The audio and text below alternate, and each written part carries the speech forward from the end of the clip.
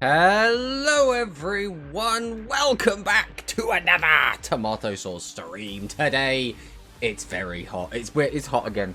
We had the heat wave, and the heat wave was really bad. I mean, it was like 10 degrees warmer than it is today. And then we were told the heat wave is gone. And then we were told we were getting another heat wave. And then we were told we're getting another heat wave. So now we're just like perpetually uncomfortably warm. And it's nowhere near as bad as the first one, but it is still really hot, and I don't like it, and I'm probably going to be sweating. You can see how, like, shiny my forehead is with sweat, because it's just that warm. It doesn't help as well that my office is upstairs, and I've said this 100 times, but we in Britain build houses out of brick. We have a lot of insulation. The whole point is we're supposed to stay warm during winter, so we don't really have good ways to modulate that heat when it is actually here. It just kind of gets retained, and you just kind of have to deal with it. So that's the situation that we have, the British public, have created for ourselves. We have made our bed, and now we quite literally have to lie in it. But for today's stream, the plan is we are going to be looking at all the different metas, because I mean, you guys know this is a Rush channel. We like Rush, right? We do Rush here. Rush's Duel Links meta is in a bit of a bad spot, let's be honest. I don't actually hate the Worm deck. I don't think the Worm deck is like... I don't want to use the word unfair, because it is a little bit unfair. I don't think the Worm deck is awful by concept. I think it is awful by power level. So, like, the idea of just popping your opponent's board and being able to summon out big guys, I think is actually really cool. I really like that. It's just it does it so well. Like, the skill makes it effortless to do everything it needs to do. But because of that, because the meta for Rush Duel Links is a little bit...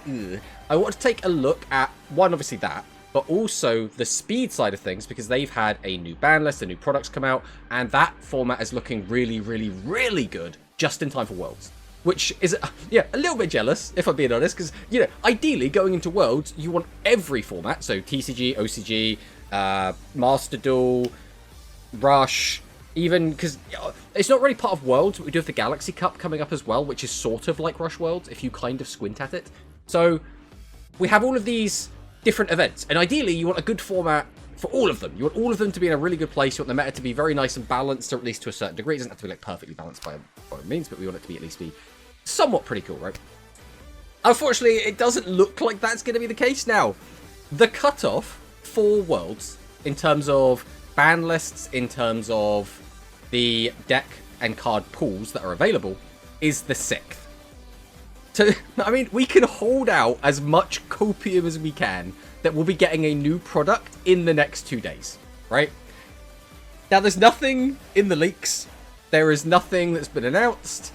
We've even had what's coming this month, and nothing is hinting at anything Rush related. So I would say there is an extremely low percentage chance we get anything Rush at or before the 6th, right? Let's be honest. But it would be really cool if there was. I want to be enthusiastic. I want to be hopeful. But I don't know. I don't know, guys. I think it might be a bit too much cope. But other than that, one thing that is doing quite well, at least on paper, is Rush OCG. So I do want to talk a little bit about that, because the meta there is looking okay at the moment. I will say some decks have been on there for a little bit too long. As a Spark Hearts enjoyer, I also want to say Spark Hearts has been a bit good for a bit long. Like, I think that deck came out in January. It was either January or February, and is still a tier 1 deck, which is like... is that too long? Is it too much to have the same ballpark of decks all kind of be the best decks for like 6 months? Is that too much? That's the question we're going to ask today. But beyond that, we are also going to be playing some character deck duels, because we have got the new character deck characters, and I want to play them because I really like the look of Kite's deck. I don't know about Crow's deck, if we're being honest. We'll talk about that more when we kind of get to that section.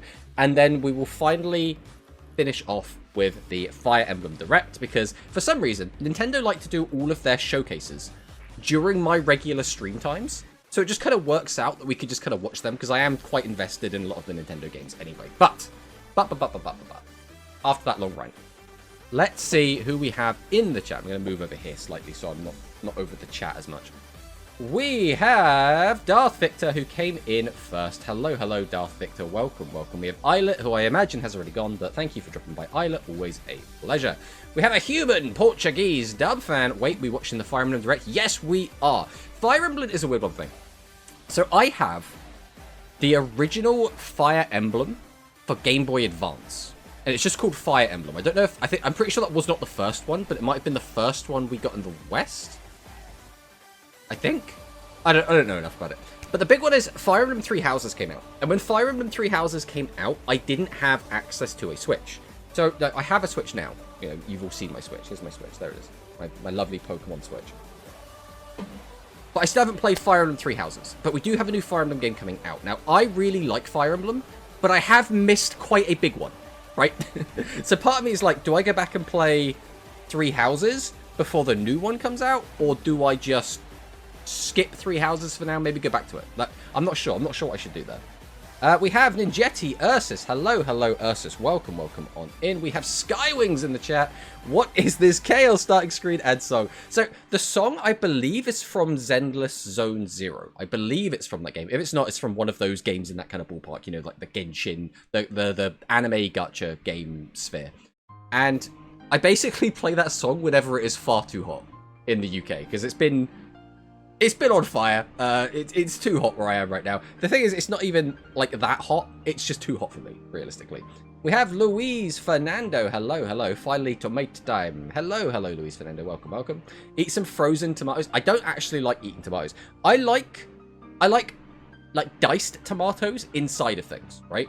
I don't like sliced tomatoes. I don't like the texture of a tomato. And I will never eat like just a raw tomato. I'm just not interested in that. If I have a full English, which for those of you that don't know is just like, it's like a cooked breakfast. It's like sausage, egg, hash browns, bacon, right? But one of the things you usually have in that is a fried tomato. I will not eat a fried tomato in that. I just do not. But I do love ketchup, but I think it's because ketchup's very sweet. So not really a tomato, is it? Let's be honest. Who wins? Worm Duel Links with skill or the strongest current OCG deck?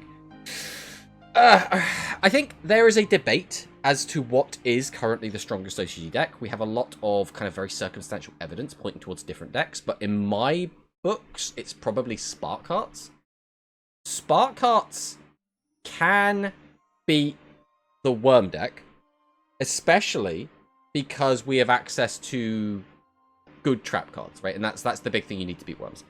The weird thing is going to be, are we playing 6,000 life points, or are we playing 8,000 life points? And Spark Hearts still has to actually draw a good hand. Like, not all Spark Hearts hands are created equally. Worms, the only way that a Worm player really bricks, obviously if they have access to their skill, is if they just don't open a skill target, or they don't open a board that is able to go defensive, ideally live out your opponent's aggression, and then on your follow-up find it. So you kind of get 10 chances to find it.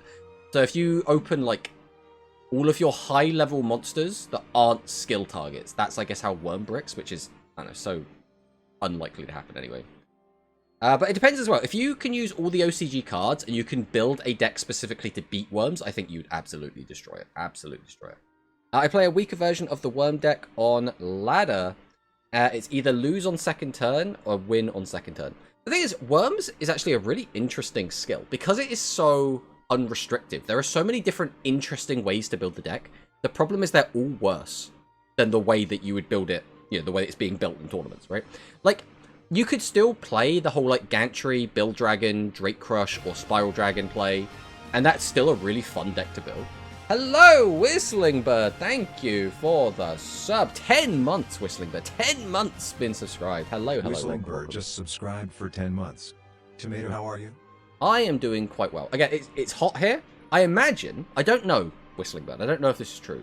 I imagine it's probably warmer for you because you're in Europe, which is obviously the same place I am. You're closer to the equator, but it depends on how the temperature is and like the winds currently and where they're like blowing. So I don't know if it's actually warmer for you right now. I imagine it probably is.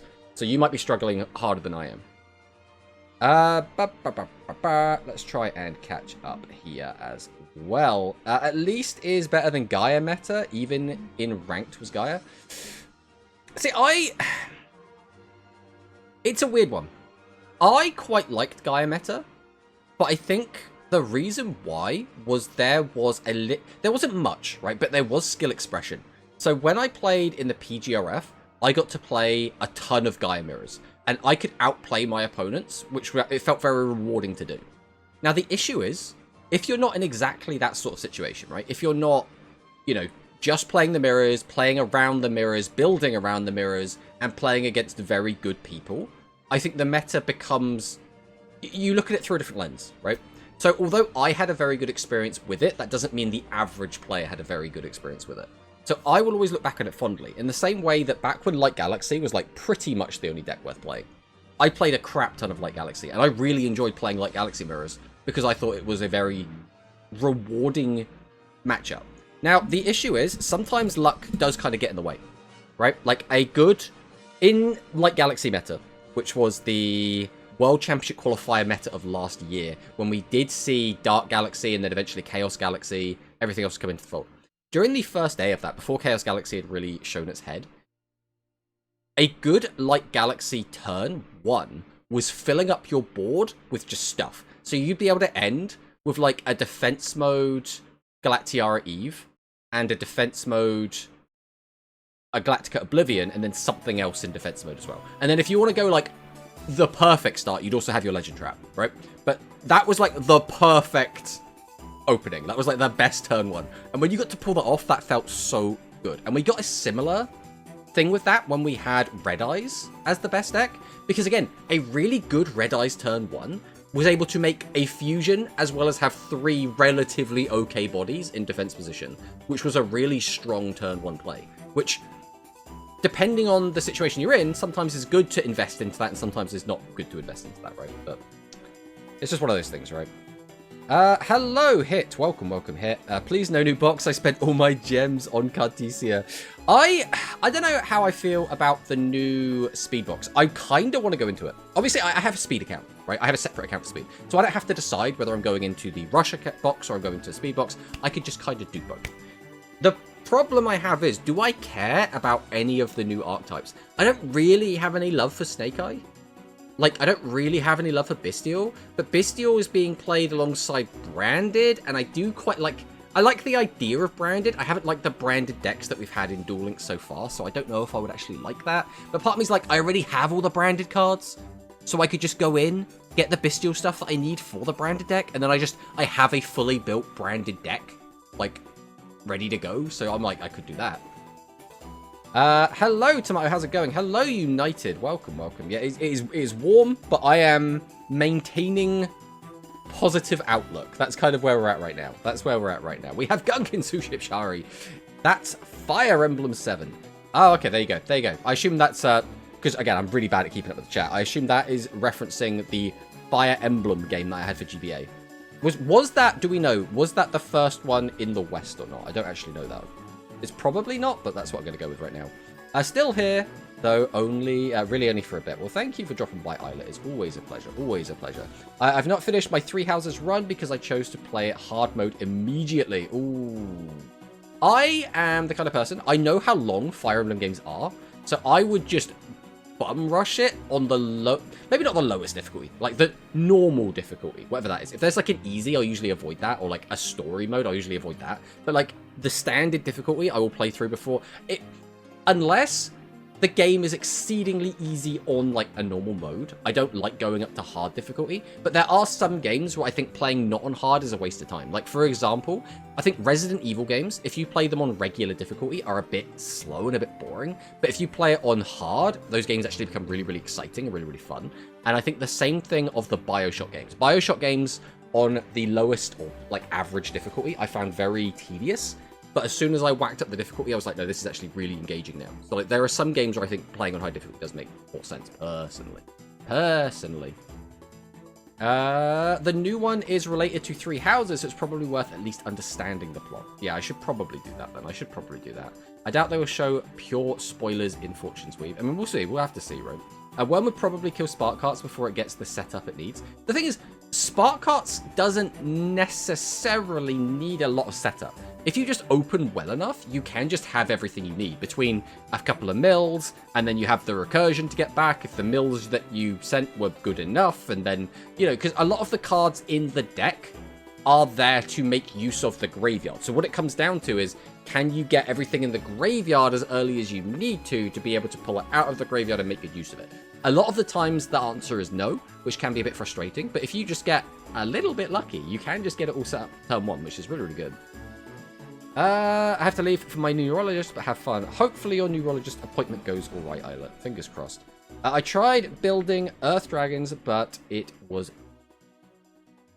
with it, but it just make it more awkward. Are we talking about... what are we talking about? Earth Dragons with what? I'm losing track here. I'm losing track of the conversation. We're going a lot. 30 degrees in the room. Yeah, it is about 30 here as well at the moment. Right, we are in an ad break, so we're going to hydrate. So anyone that's subbed, you get to watch me hydrate. And anyone that has ads, you can't hear this because you're watching ads, I guess.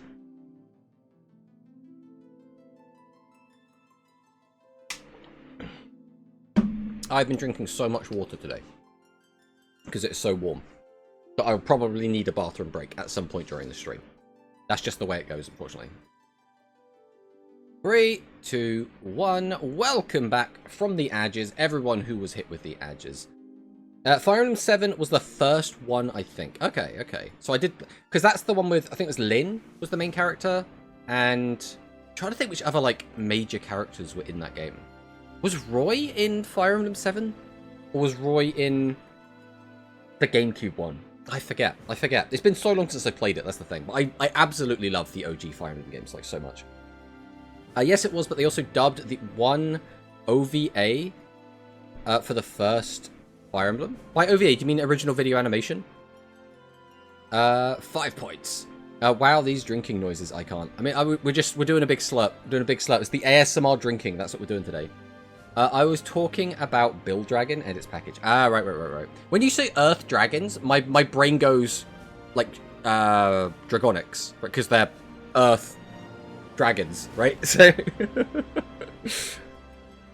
Eliwood and Hector. Those names mean nothing to me. They have not stuck in my brain whatsoever, I can tell you that much. Hello, Corey. And is that Hikari with the first? We'll do an exclamation mark. Hikari.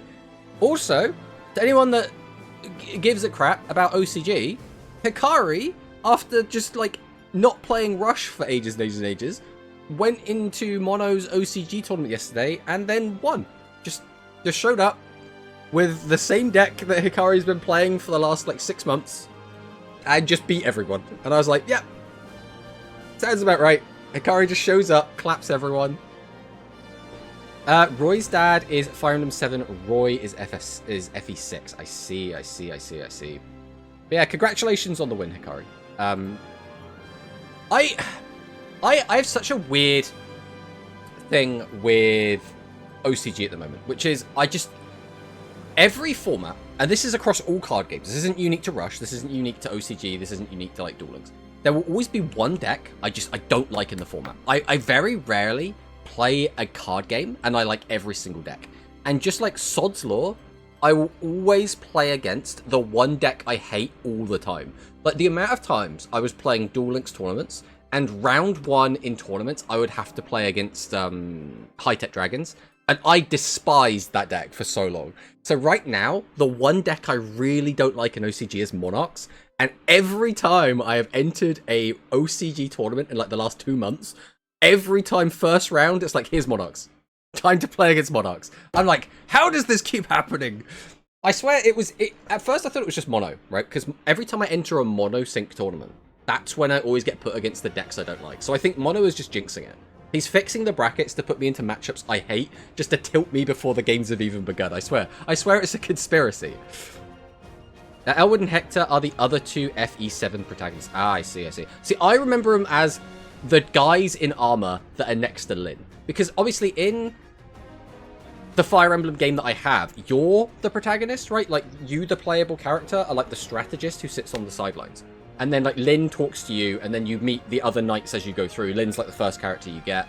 She's obviously like a swordsman or swordswoman. Hikari's just the goat like that. And it's not the same deck. I added 1 card. Bam. Whole new deck. That's not a pink card, huh? I see. Mono is the problem. Exactly. It's all monosync. Monosync is the only issue The only thing standing between me and being the world champion of every single trading card game is monosync. He's the one obstacle I have to overcome. But, let's hop in. Let's jump over and start talking about some of this cool stuff we have to go over. So first things first. We do have a new Rush card, guys. Brand new Rush card. This is legal for Worlds, guys. Heavenly Revelation. Do we think this card is going to see play at Worlds? It's so unbelievably powerful. Send any number of monsters from your field to the graveyard. If the total original levels of those monsters sent to the grave with this effect is 10 or higher, you can special summon a level 8 monster or lower from your graveyard face up to your field, and the monster gains 300 attack. Whoa. Bam. Now the question is, what do you actually do with this? First off, how easy is it to get 10 levels on the board that you don't mind getting rid of? Like, already that's like... Obviously, the Heavenly cards are meant to be used with maximums. But in what world would you ever get rid of a maximum to bring back a level 8 or lower card from your graveyard? It's so strange. Worm support. I don't know about that here. I don't know about that. Brother helps worms. Does it really? Like, would you actually put this in the deck? I don't think this is worth a deck slot, to be perfectly honest. Whoa, oh my god, that's insane. Hello, Serena. Hello, hello. We should probably do a shout out to Serena again. I'm really bad at doing shout outs, mainly because I don't like typing /shout out, because it's very tedious to do. But I should give shout outs more often when people are in the chat that do stream. So hello, hello, Serena.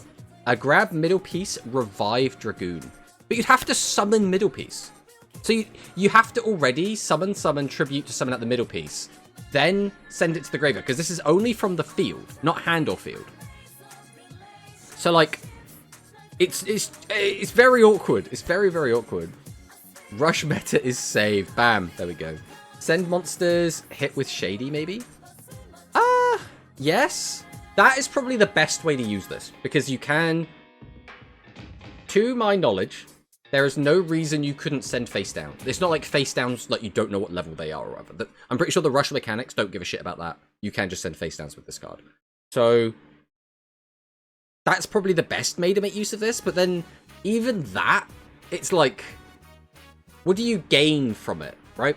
So let's say you send, let's say, right, let's go out on a limb, right? We've gone Build Dragoon effect, make Dangerous Bark come up.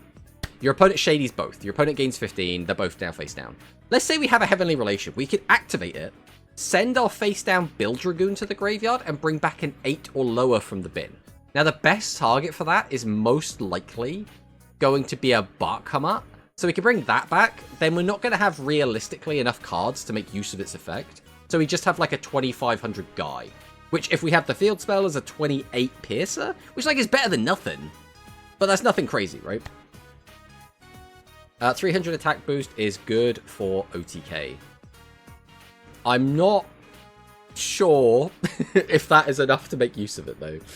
Field only, game dead. I have bad news for you. Check Dragoon's level. Is Dragoon not a level 10? Is it a level 9? Are you telling... No, don't tell me that. I'm sure Dragoon's a 10. Yeah, he's a 10. We're fine. That works. That works. But the play is still not very good. The play is still not very good. Hello, Dwan. Welcome. In Metarian, you could send a fusion and another monster to revive leading actor. Again, it would be okay if you were hit with a Shady, right? Wait, why is Dragoon a 10? Don't worry about it. The reason, the main reason Dragoon is a 10 is the same reason that one of our dino friends was. What was his name? I can't remember what his name was. He's a level 10 dinosaur. We'll find him. Don't worry, we'll find him. I'm sure he'll be on it. There he is. Dino Majesty, Dino Kaiser. The reason this card is a level 10, the only reason, is to give you another target to discard with Heavenly Gift and another card to bring back. Oh no, I don't think you can bring this back with the other Heavenly card. I think it's just for Heavenly Gift. But it's really funny that they do this because it's like, well, if you're playing a maximum deck, ideally you want to be able to discard your extra maximum pieces. But we can't do that, or there's no point in running a discard level 10 to draw 2 if you're only playing 3 copies of level 10. So they give us these extra level 10s for these decks to give you something else to discard, rather than just like stacking maximums. It is, but I was responding to someone else to buy. Okay, okay. Excellent. Play this in Hero Revive Voltic. But you can't revive Voltic. You can't revive Voltic. Because we take a look. This card must be fusion summoned. This does not say must first be fusion summoned. This card can only be summoned via fusion summon. Therefore, it's DDD in Rush. What was that in response to, Skywings? What is DDD in Rush? We talking about worms? We talking about dinosaurs? Like, we jumped all over the place there. I didn't make that mistake, trust. But, I mean, Revelation is here. As people have said, the best way to use this is probably, if you get shaded, you can try and make some sort of follow-up play. But even then, I don't think this is particularly good, so kind of eh. The other card we're getting is Absolute King Backjack for speed. This is a Jack Atlas reference, I believe. During your opponent's turn, quick effect, you can banish this card from your graveyard, execute to a card of deck, and if it's a normal trap, set it to your field, otherwise send it to the graveyard. Then that set card can be activated during this turn. So this is like a, either stack the top of your deck, get a trap to be used, so the top deck, or it's like a lucky card, just luckily have a normal trap on top of your deck, and then you get an extra trap, I guess. I'm getting too old for these Rush cards. Can we go back to Dragius? You can always go back to Dragius. That's the best part. The dinosaur's name is Uldiz. Ah, right. Dino Majesty, Dino Kaiser. He's a really cool card as well. Dino Majesty, Dino Kaiser. Yeah, I would rather activate Curse after Shady than Revelation. Exactly. Exactly. Exactly. Great Labyrinth support card. I guess. Lab would make sense for this, right? But, like, is it worth a deck slot? I don't know what a Labyrinth deck looks like right now. So I don't know if it's, like, tight for space or not. And then these are just some old cards. Kill a Needle, guys! Kill a Needle! Whoa! Moving on. We'll look at the Bisma Duel Links Meta Snapshot. So this is the speed one.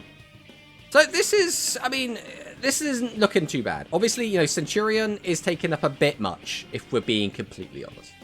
Maybe we don't want Centurion to be this big. And I don't know as well. I think this is this before the new box came out? What date did the new box come out? It would have been just after July 27th, right? This is before the new box. There we go. There we go then. So this is also before the nerf to Stardust. This is where Stardust was mostly banned from events, I believe. But this is a good, like, indication of where things were, I guess. Obviously, prior to this, it was Stardust basically did. Ah! We have reached 830 followers. We've done it, guys. This was a joint effort. But Paleo, we're looking at RDA, we're looking at D-Hero, we're looking at Lab, which is really funny as well. Why did Lab suddenly see an uptick? Because when Lab first came out, didn't everyone say Lab was kind of dead on arrival? A lot of people were like, this is kind of mid. I was wondering where are the branded low. I mean, we're going to get to the branded, don't you worry. But thank you for the follow, Iro. Welcome, welcome. We have, oh, here's branded down here, I guess. The old Mirror Jade. This is Valmonica? I'm actually surprised Valmonica's so low. I assume this is Valmonica. I'm really bad at identifying some of these cards. This looks like a gimmick puppet, but I don't know if it is. Obviously, ABC, Trap Tricks. This is... What's the archetype called? The Worm Synchro archetype. They have a name. Sword Soul. That's it, Sword Soul. Dragon Maid, and then Tachyon. I also like this. I like that we're looking at staples. I think this is a really cool, like, indication of, like, cards that are being seen across all the decks. What the fuck is Lab doing there? I don't know. I mean, let's have a look. Let's find it. Let's find Lab. Who let Lab in?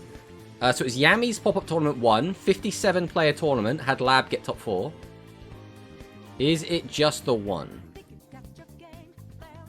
It looks like it's... Oh, there we got second place in a 42-player tournament, Starry Cup. So it's got a Oh, it's got 2 seconds. Quantum dailies as well. If it was just Quantum, we could have just, like, you know, it's in the Quantum meme, so it doesn't count. But if it's in Starry, Quantum, and Yami, I mean, at a certain point, you've got to see trends, right? Yes, it's Gimmick Puppet. Oh, got there. I'm not useless at speed, guys. I can recognize cards. We're slowly improving. For Rush, yeah. Let's just... we don't have to look at this. This isn't really telling of how the current format really is, guys. 75% of worms. It's just probably... Look, Royal Rebels, guys. Who doesn't love Royal Rebels? We all love Royal Rebels here, right, guys? Right? Yeah?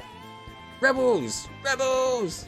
I love how Forever Freeze is seeing more play, just as a counter to this deck. I mean, let's be honest, Trap Hole is seeing play because it's quite good into worms, right? Shiny Shady is seeing play because it's good into worms. Pot of Greed is seeing play because it's Pot of Greed. This is good into worms. This is just good into... well, this is only good, really, in Radius, I would imagine. This is okay as like a...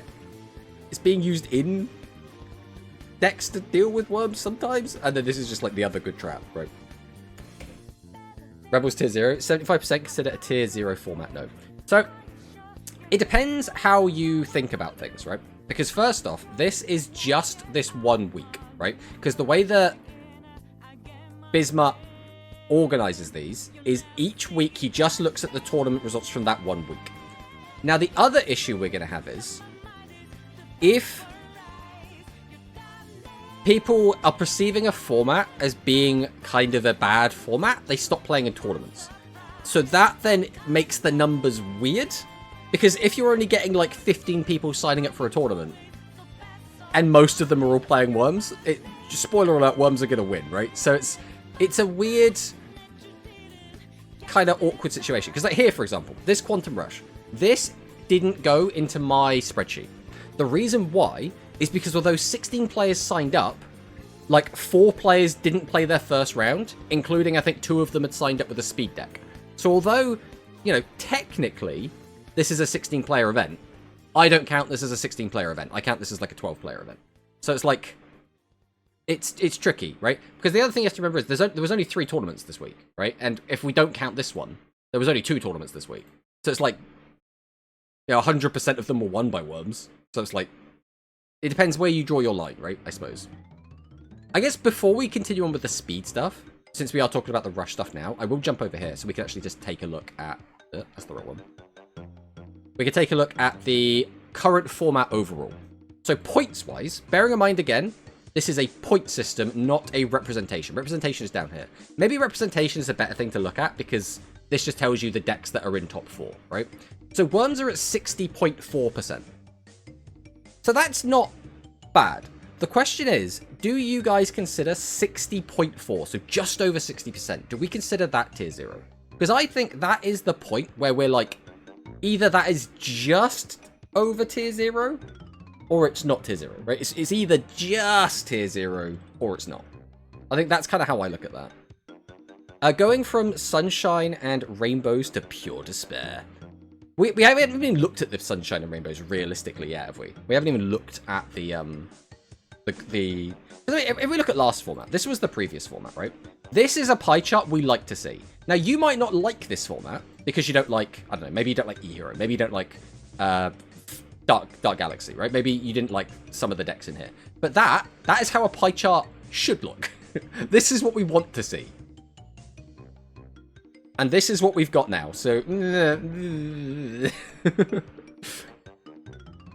technically, Now Cup was that week as well. Yes, but Now Cup keeps getting consistently very low player base. So, it's like, whenever... So Now Cup quite often will get, like, 8 to 10 players. Like, sometimes it's a bit more, sometimes a bit less. But at what point are you, like, you've won, like, 2 games and won a tournament? I don't know if we count that, right? It's a weird one. The way that I've always done it is 16 active players. If we have 16 active players, you make my list, but, you know, everyone is entitled to rate however they want, right? Above 50% is tier 0 for me. 50% is a very low margin, though, because, like, oftentimes... Because, like, if we go back then, right, so obviously 23% is the top one there. If we go to this one, 33%, so obviously that wouldn't count. 22%... 31%. We didn't know how good we had it, guys. We were talking about how this wasn't a very fun meta because there were only 3 decks in it. And already we're like, no, this was great. Who didn't... We should go back to Music Princess Aqua High-Tech meta, guys. 22%. Distant Neospace, 22%. Formatarian, See now, this is technically not a tier 0 meta, but this is like, I don't know. Do you guys think this is worse? Is this better or worse than the current meta we have right now? Because this is more percentage is taken up by just these two decks. But there are two decks. So it's like, is that better or is that worse? I don't know. Music Princess and High Tech, bruh, we were in hell. So then we had Join Tech at 28, Extreme Overlord 26. We have not had many over 50% metas then. Light Galaxy Spellcaster E-Hero. Bam. What a time. Flash of Shining Flare, 51%. That Light Galaxy, it took us all the way back to Flash of Shining Flare to find one that was over 50%. Worse, this is worse than now. This is better. I like Music Princess. Yeah, but if you like Worm, then does that mean you like this meta, right? It's like you got to take personal biases out at some point, right? Join Tech and Music Princess meta felt better, I think. I mean, that's fair. Light Galaxy again over 50%, but that's the thing. At the time, no one was calling this a tier 0 Light Galaxy meta, right? The last time we had like quote unquote tier 0 getting thrown around a lot would have been Gaia Metarian. And again, 61%. So not even that much higher than what we have now, right? In fact, exactly the same representation, 60.4%. And if we consider this a tier 0, I think then we have to consider Worm's tier 0, right? I think that's fair. We need to make a Rush Duel Links format tier list. That would be fun.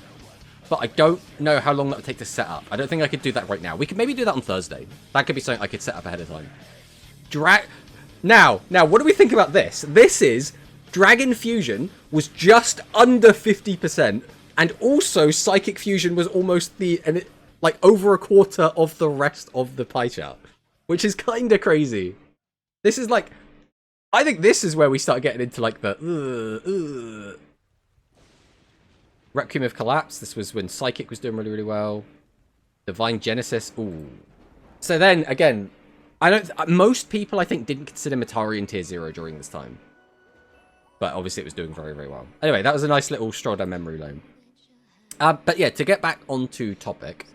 Yeah, I think it's fair. If we consider Gaia to be tier 0, I think it's fair to say Worm is probably tier 0. Right? I think that's fair. Even if it's only just, I think it still counts. I mean, if we look at just the wins here, I'll make it a bit bigger so people can see it a little bit better. 11 wins. The only other tournament win was Dark Magician. Like,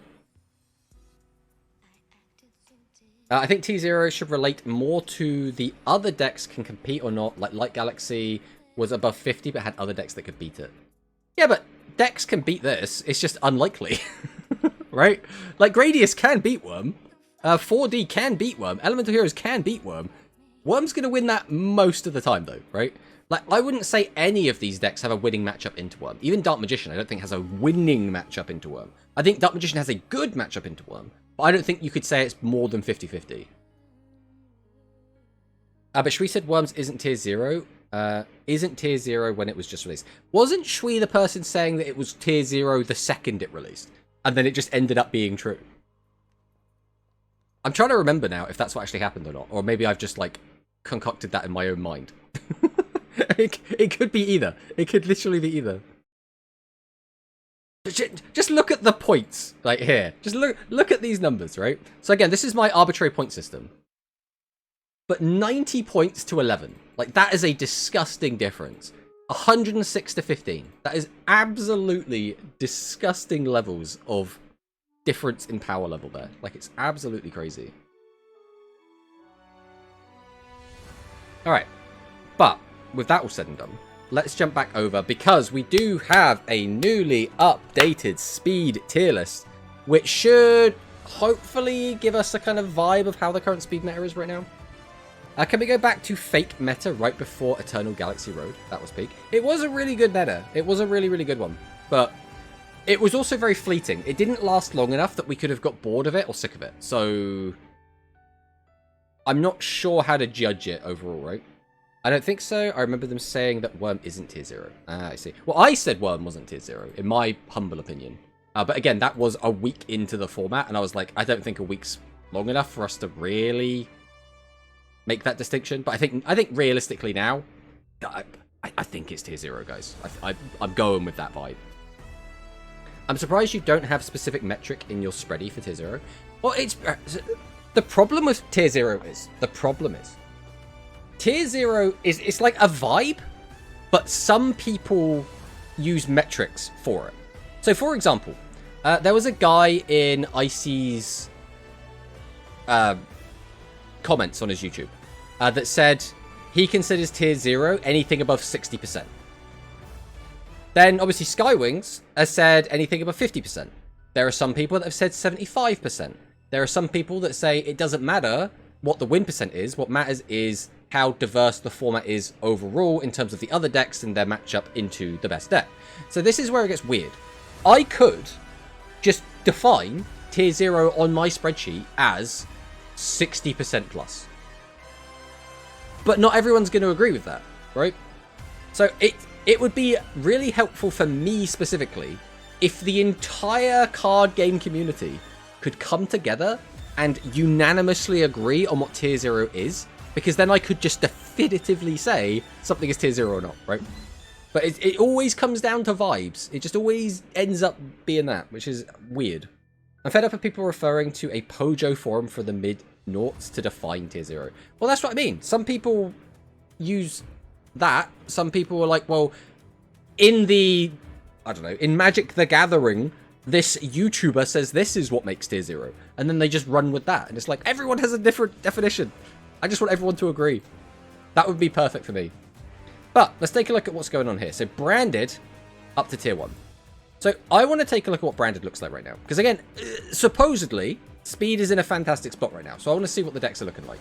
So this is probably something to mention. Are they splitting up branded and branded bestial? It looks like they're not. So they're mixing branded and bestial together, it would appear.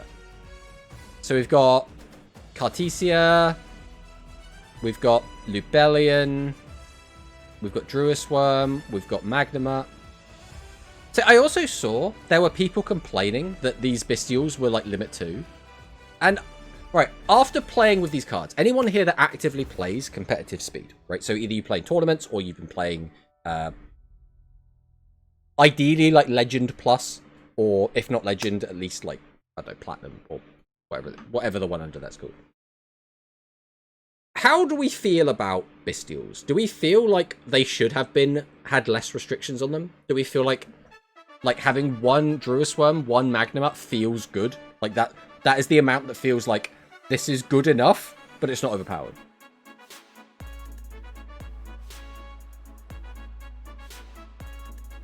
I mean, the tier list is considered a vibe. I mean, yeah, but like, in general, yes, right? A tier list is. But I guess, when you put it like that, it does make sense, right? Like, a tier list is never going to be 100% objective, because it's always going to have some sort of biases in it. Tomato making fun of my silver rank? Yes, if you're on silver, you're garbage. They should stay limit 2. Limit 2 for sure. Yeah, because to me, I saw these limits come out, and I was like, no, this makes sense. These cards are absolutely busted. But I saw so many people, like, complaining. They're like, I can't play full-powered Bestial. Dead box. Dead game. What's Konami doing? And I'm like, I don't know. Like, is it the end of the world? I don't play the format that much. So my opinion shouldn't really matter that much. Whereas I think if you play the format regularly, I think your format should hold more weight, right? I have not touched Speed Ladder this month. I normally play Rush Ladder first. Well, we're still very early on, Rob. We're still very early. Right amount of restrictions could limit one Boldrake if people really feel like it's too much. Which one's Boldrake?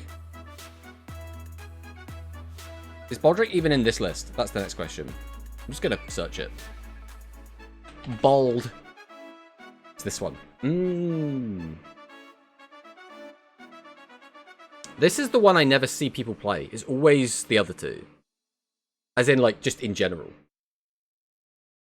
One of those special summon monsters to banish it. But if you put it to 1, that would what? That would let you play it. that would effectively give you one of each. You'd get one Magnuma, one Druid Swarm, one Boldrake. Because there's no other, like, limit ones in here. It's so funny as well that Masquerade is limit 3.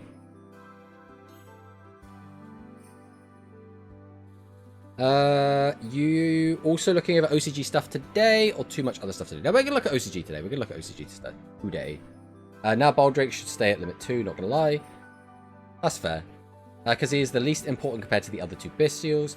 That's because there's 3 limit 2 Bestials, and Baldy is just the 3rd best. Yeah, I guess... Is there ever a reason to play Boldrake over one of these guys? Like...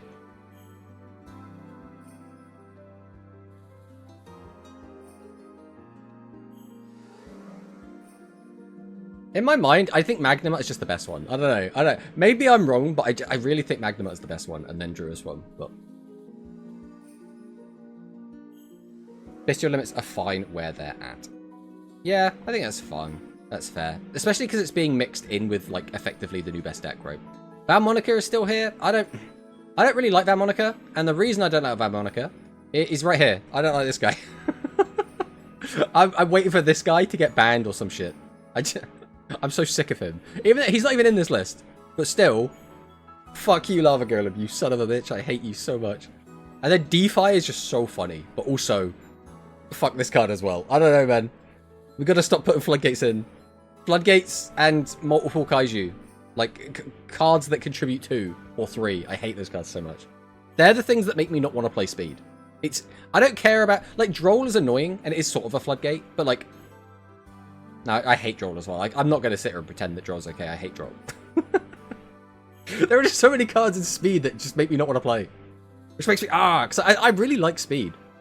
And the thing is, when you play on ladder, you're so unlikely to run into the stuff you don't like. Unless that stuff is, like, free-to-play friendly and, like, good. Bao kind of needs the normal summon. Well, apparently it's being played in 42% of decks at 3 copies, so... People see no summon lock and just go to Lava Golem, but then you really want your normal summon a lot of times. Yeah, I mean, that's fair. It depends what your opponent's board is, right? Like, if you can't play through it and Lava Golem will let you do something, it's better than nothing, right? So Branded with the new Beast from the Abyss really proved itself with the variety of plays and builds it can make. It can outperform most decks. Good turn 1 featuring Masquerade, Mirror Jade, and Dynastopelia. Or Dragostopelia, not Dynastopelia. Turn 2 is very good with Chaos Star Surge Dragon, Mirror Jade, Alba Lenatus, and Fallen of Albaz himself. All of this is under the protection of Branded Lost, and with the help of bestial cards like Lubellion, which can summon itself under Abyss Dweller. Hey, it's not Retido. Now, Branded is really strong. It's not as crazy as Tier 0 Stardust, but its turn 1 is pretty much unbreakable, even if you have a board breaker, unless you're in the mirror match. Hand traps can either end its turn 1 with Effect Veiler or Blazing Cartesia or Spring's Kit, or do absolutely nothing and leave you hand-ripped for 1. Well, there you go then. So Centurion, this was, in the fake format we had going into this, the best deck.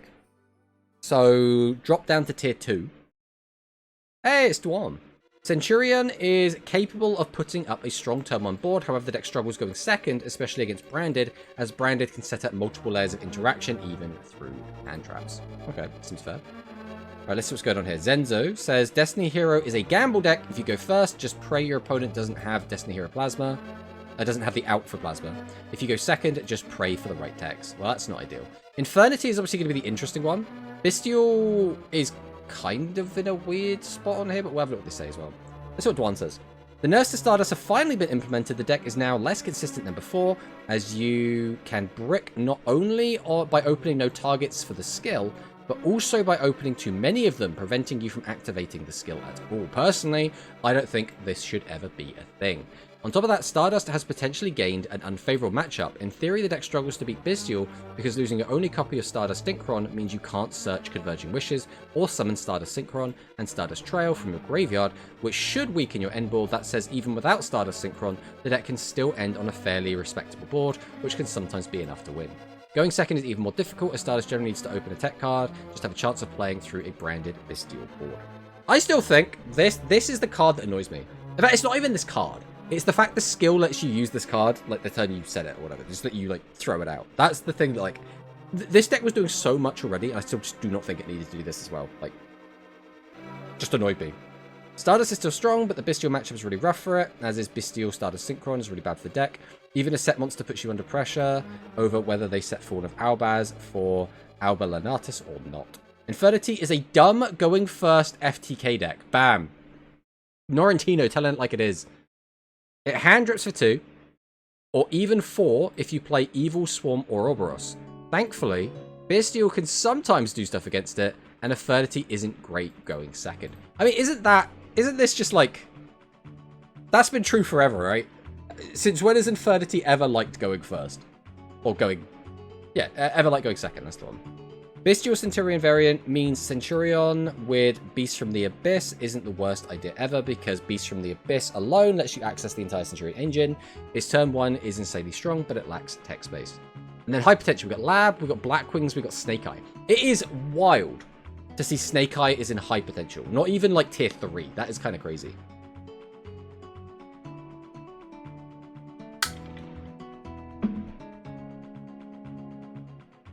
So, Lab can sometimes FTK with mutually assured destruction. And that's all. I love how just blunt Norrentino is. Like, he's just unbelievably blunt about all of this. Blackwing's turn 1 is pretty much an instant win if uninterrupted. Full Armor Master is an actual tower for Branded to beat. And while Branded can play Kaijus, that isn't a reliable solution because the Kaijus aren't good in the mirror. And Snake Eye has a 1-card combo with 13 tech spaces. This deck can be really strong, but it lacks powerful extra deck tools. If they find a good end board, Snake Eye might have a chance in the meta. And then Resonate is goodbye. We don't know how this was ever on the tier list. Wasn't this card doing okay? Or this card. Wasn't this deck performing in tournaments? Like, didn't we just see that? Like, it was doing okay, right? Like, let's find them. Let's find the Resonators. It won Quantum... Now, to be fair, this is a Quantum Dailies, so I don't know if we count this as a real win. But it got a win, right? So I don't know. The meta looks fine, I guess. The issue is this is sort of like the Branded meta, and we're just kind of building around Branded, right? Snake Eye constantly losing to time is my impression. That's very funny. I think Rezo was good after the ban list, but before the box. That's also fair. Hello, Dio Lima. Welcome, welcome. So, like, for 1 to 2 weeks. Yeah, but everyone loves fake metas. Fake metas are the best metas, let's be honest. Alright, now, we're going to take a look at some Rush OCG, guys. Time for some Rush OCG. Let's have a look. So we have the Healthy archetype, which is getting some new cards. So, Healthy Catherine. Level 7 Water Pyro. Very weak stats. You can normal summon this card without a tribute. If you do, this card's original attack becomes 1000. During your main phase, this card was normal or special summoned. Send the top 2 cards of your deck to the graveyard, then you can choose one Healthy Mind Speedy Buzzer Battle. Healthy Mind Speedy Buzzer Battle. That is certainly a name. In your graveyard and send it to your spell trap zone. Let's take a look at this art. I mean, this is alright. This art is nice. Nothing like great, nothing awful. Meh, healthy. When caffeine is healthy. Exactly. This card is named after caffeine and taurine, ingredients in energy drinks. Alright, so next up we have Shanlong. Let's take a look at Shanlong's art. So we've got, what do we call this? There's a name for this weapon. Is it just called like a tri-staff, or does it have like a proper name? Either way, it's clearly got like a very kind of Chinese aesthetic about it. So this is another level 7. This is a Wind Pyro. So that seems to be their gimmick, because they're all going to be different attributes. Again, 1500 attack. You normal summon this to that attribute, becomes 1000. During the turn this card was normal summoned. Choose one monster on your field and send it to the graveyard. Then you can choose one level 7 or higher Pyro monster. So this one, I guess. Oh no. No, they're all Pyro. They're all Pyro. Right. Or one, a throw thanks to good health in your graveyard and add it to the hand. For the rest of this turn, you cannot activate the effect of Healthy Shanlong. Named after Shenlong, a sort of Chinese Asian dragon that controls the winds and the rain, and the name of the wish-granting dragon from Dragon Ball. Yes. Nunchaku. So, kind of Nunchuck usually has one chain connecting and has a bit more of a gap between them, so I don't think this is specifically Nunchucks. I think this is something slightly different, but I don't know. Alright, next up. Healthy Lamella. What are we looking at here? What is going on in this art? So we have, like, the traditional, like, kind of villainess drill hair thing going on. We also have, like, 2 servants who are, like, at her waist, and she's patting one of them on the head. Like, what is going on with this art? So this is the dark one. Again, you could summon it. Attack becomes 1,000. None. Face up pyro monsters whose original defense is 1300 on your field cannot be destroyed by card effects. I mean, that's okay, I guess. Hello, Mama. Does she have a number? She does. She's 650, it looks like. So this card seems to be named after Lamia, the monster considered to be one of the bases of the vampire, as well as Carmilla, the archetypical female vampire. So here we have Sati. So this is kind of like the face of the deck, I guess. Also, we have like the Pyro Spirit here. So this is the fire one. Again, oh, this one actually has attack points when it's summoned normally. So send the top 2 cards of your deck to the graveyard. Special summon 1 monster with 1300 less defense from your hand in face-up defense position. Then you can change the battle position of 1 face-up pyro monster on your field. What do you do with this, though? Like, you can summon out, like, a Wimp and then have a 1700 guy. I guess it's, like... Does it matter? Because you can summon all of them without tributing anyway, so it's only really relevant if you summon one that has good attack value.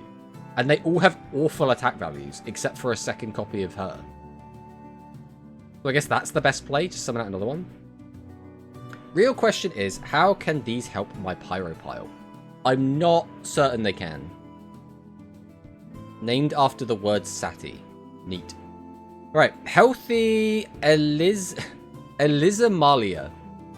Eliza Lamilla. Lamilla? Eliza Lamilla? Is that what we're going to go with? Eliza Lamilla. I think we're going with that. Dark Pyro. So, oh, this is the one with the drill hair, but this is like the drills have come undone and she's no longer wearing the hat. Okay. During the main phase, this card was ritual summoned. Send 1 monster from your field to the graveyard. You gain 700 life points, then you can choose 1 monster on your opponent's field and destroy it. For the rest of this turn, you can activate the effect of Healthy Eliza Lamla.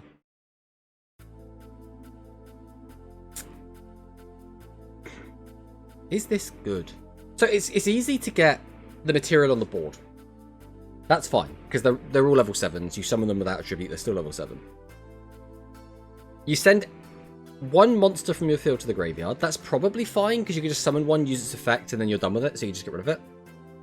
Then you pop one of your opponent's cards, or has to specifically be a monster. But its attack stat is still really bad.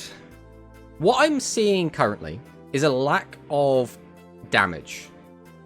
So I think I'm looking for a card that boosts the attack of these cards. That's what I'm kind of waiting for. Or a way to have more control tools so that we can just rip our opponent's board apart so we don't have to have big attacks. One of those 2 things. But her attack is not high. Yeah, that is obviously going to be the issue. Say it with me, folks. Ritual monster that pops 1 card. Oh, we love ritual monsters that pop 1 card. Right, so here we have Tiger Sati or Tiger Sati, one of the 2. Send the top card of your deck to the graveyard. Choose up to 2 face-up level 7 or higher pyro monsters on your field. Change them to face-down defense. Then change those monsters to face-up attack.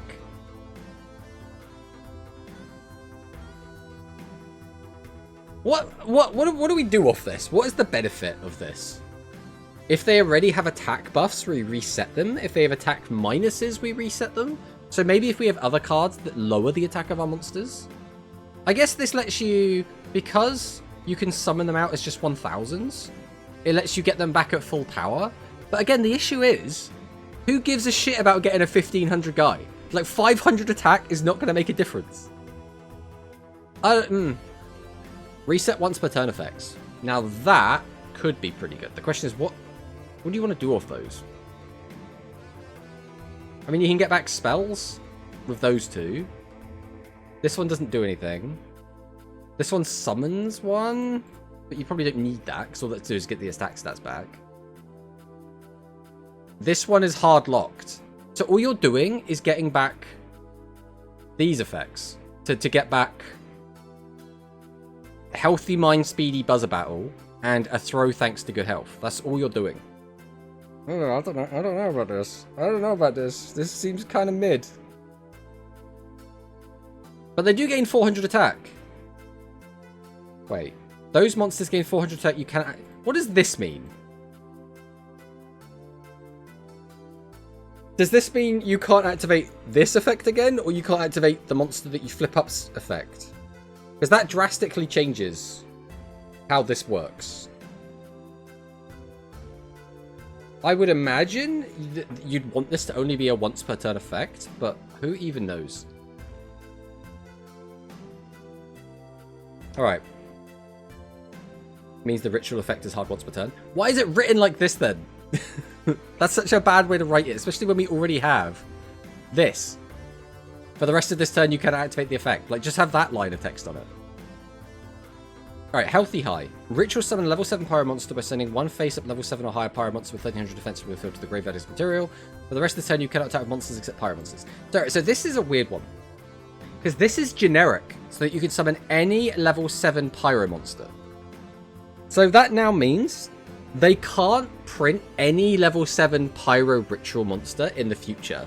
Otherwise, it immediately, like, accidentally becomes part of this archetype. Which is really interesting. You can repeat that. Oh, hello, Mono. I didn't see you jump into chat. Let me do an exclamation mark Mono in the chat. Always got to give a shout out to the boys. I caught the end of your tournament last night, Mono. I saw the Hikari versus United finals. It was a spicy one, because it was two kind of somewhat mediocre decks. I think it's probably those flip monsters can't activate. It's bad. Just reset attack to the original with the flip. So it just builds a wall. No, it's worse. Yeah, it's kind of... I don't know. I don't like the... I think this whole archetype seems kind of mid. But let's keep going. Let's keep going. Right, so this is Healthy Mind Speedy Buzzer Battle. So this is the card you can recycle with the drink caffeine woman. So Ritual Summon a level 7 pyro monster by sending one level 7 or higher pyro monster with 1300 defense from your field or hand to the graveyard as material. You cannot use a monster on your field as material for this effect except Caffeine. I guess the logic is you don't want you to summon a card, use its effect, and then send it off? I don't know. I don't know if that restriction matters. It's a weird one. It's very mid right now. Healthy is the worst theme in the box so far. Yeah, could become decent in the future, but who knows? Either way, I'm not feeling these. I'm not super into this art. I mean, you guys know me. I'm never a big, like, waifu aesthetic enjoyer. Like, I like waifu decks, but I like them because the cards are good, not because the art is good. So, like, none of this art is, like, doing much for me in terms of, like, I really want to play this deck. So it doesn't really bother me if this deck's kind of mid. Kana and Hungry Burger level deck. Kana, right, I want to say, the Artcore Ritual deck is, like, it's actually not awful. Like, you can win games with it. It's just some of the cards are designed in a way where you go, why did you do that? Like, that Kana deck it's so close to being good. Like, it's genuinely close. They just need to, like, redesign the rituals or give us a new ritual or something just to give it that little extra push. Because a lot of the tools the deck has are actually really good. It's just not good enough. They still have Muscle Mummy and a little girl. Well, I mean, if that's what you're into. And 2 more cards we don't know. Well, they're probably going to be spells and traps, right? I would imagine. All right, next up. Let's go with Go-Go. I'm just going to say, first things first, I love this artwork. This artwork looks so good. Like, this is my aesthetic. This is the shit I want. So let's jump in. We have Omitsu, the city's idol. She is unbelievably plain looking for the city's idol. But 0 attack, 0 defense.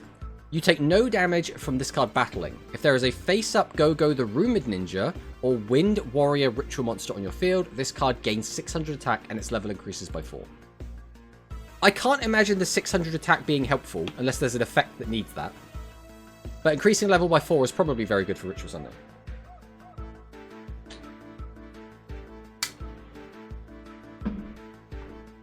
Kana has 2 bosses and they conflict with each other. Well, then just give them another boss or another extra boss. Tomato wants to live in 19th century Japan. Maybe if I was rich, I'm not sure I'd want to be poor in that in that era.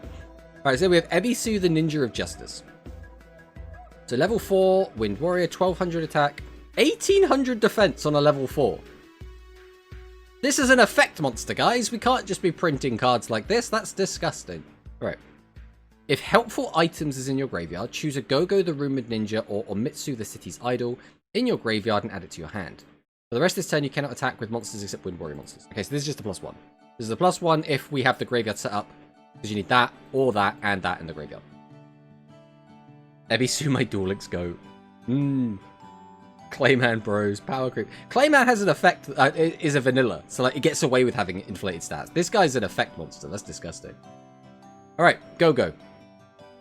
So this is the Rumored Ninja. During the turn this card is normal summoned, draw a card. Okay, already I like this card, and its stats are quite nice.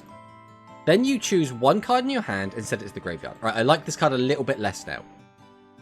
Then you can choose 1 Ninjutsu Art of Ultimate Transformation in your graveyard and set it to your spell and trap card zone. Okay, we're getting back there. We're getting back there. For the rest of this turn, you cannot attack with monsters except Wind Warrior monsters, and you can activate the effective Go-Go.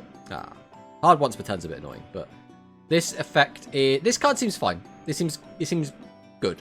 This is probably, I would imagine, a ritual spell card. So Go-Go, the Rumored Kabuki Lion, 2500 attack. If helpful items is in your graveyard, send the top card of your deck to the graveyard. Gain 300 attack times the number of helpful items in your graveyard.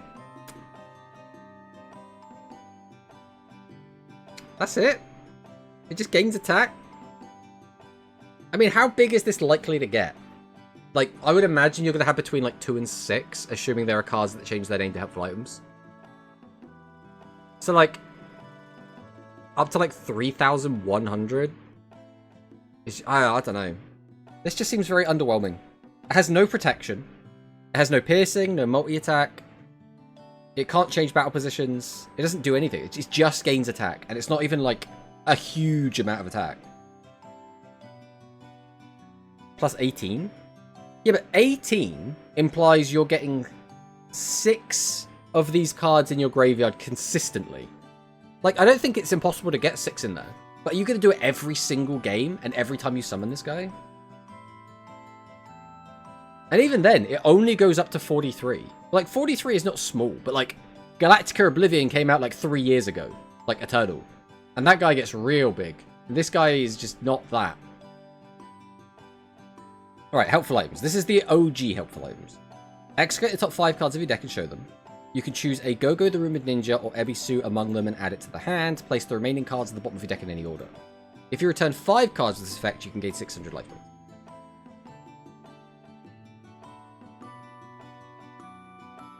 So it's an or. So you can't add both. So this is always a 1-for-1. Unless there's a way to stack your deck as well, you are gambling. I don't like this unless we have a way to stack our deck like very easily. Because I never like gambling. Bro, this and healthy from the RR box. I mean, potentially. I haven't looked at which box these cards are actually from. Shining Flare Wingman, not even until end of turn. Exactly! I don't know, man. It just feels bad.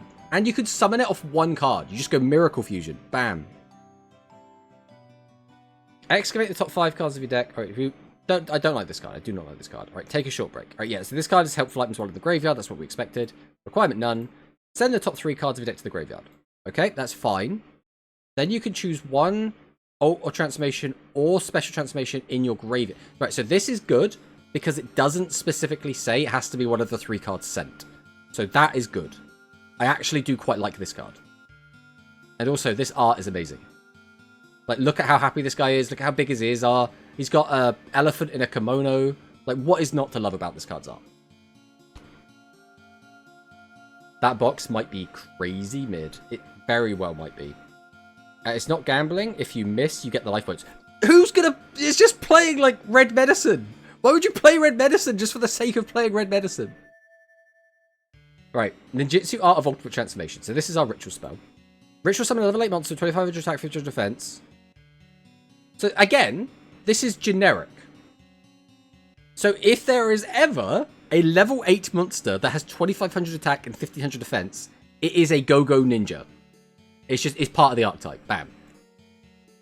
But we have to send face-up Wind Warrior monsters from our field whose total level is 8 or more. You cannot use more monsters than necessary.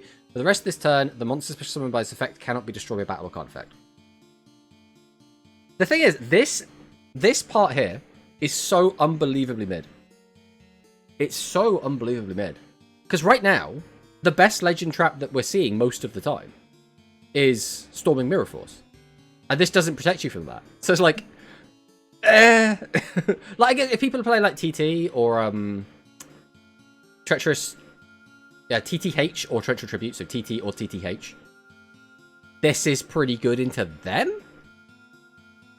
But, like, no one's going to play, like, Saku. No one's playing Mirror Force, right? If anyone's playing a Mirror Force, they're playing Storming, realistically, aren't they? I want to start playing it, but now I'm scared. Yeah, hello, Velvet, by the way. Welcome, welcome. Yeah, I like the idea of these cards. I like the aesthetic. This, to me, is amazing. I love the way this guy looks. But I just don't... I don't see it. And also, it's level 8, which has a lot of awkward problems as well. So that means that a lot more cards work. I don't think that realistically matters, though. I'm trying to think if there's any cards in the current metagame that only work on level 8 or lower. I don't think so, anything off the top of my head.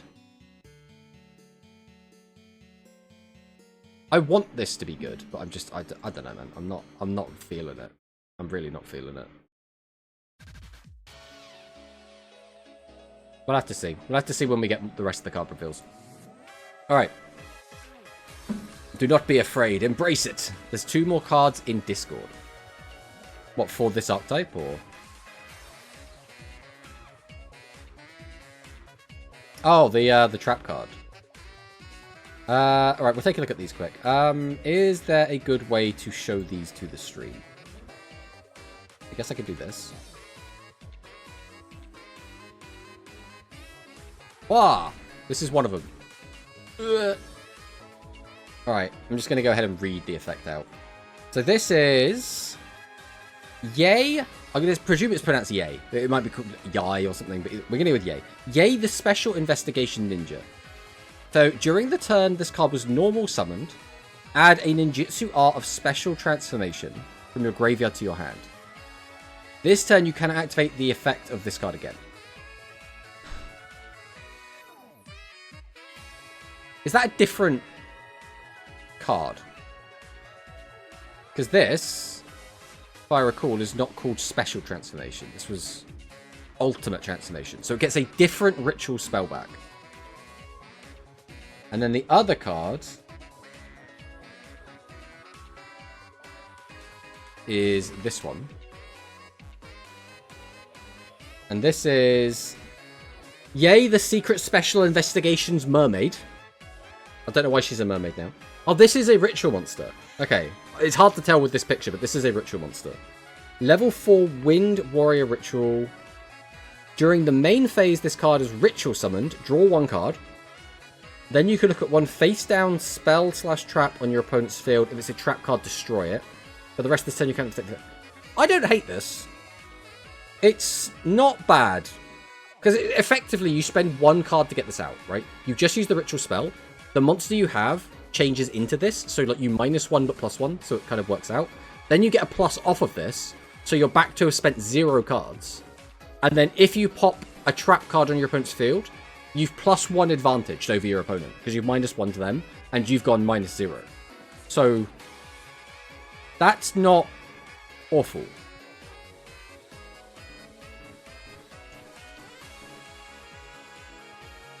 For the box, the Royal Rebels are good so far. Star Protector is good. Healthy is shit. Go-Go is okay. Lord Adventurers is good. Neos is great. No monsters too. It's not a trap. The print are just pink. cards from the magazine scan. They got 2 ritual spells, ultimate and special. Means we have also get a second ritual spell. Yes, not revealed yet. She transformed into a mermaid for plot reasons. No, it's just weird. It's just weird when they turn into a mermaid. I'm just saying. It is just weird. I don't think those... I think the mermaid is probably the best card in the archetype that I've read so far. That being said, it still doesn't make the deck good. So I'm still waiting for more. So instant gift.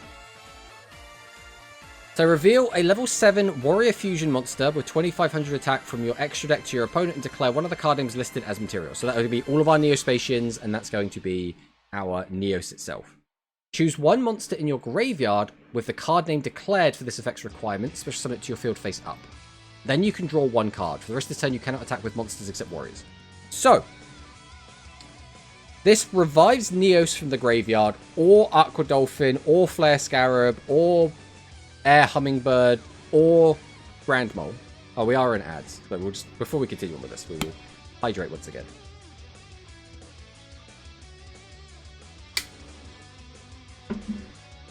Ah, delicious.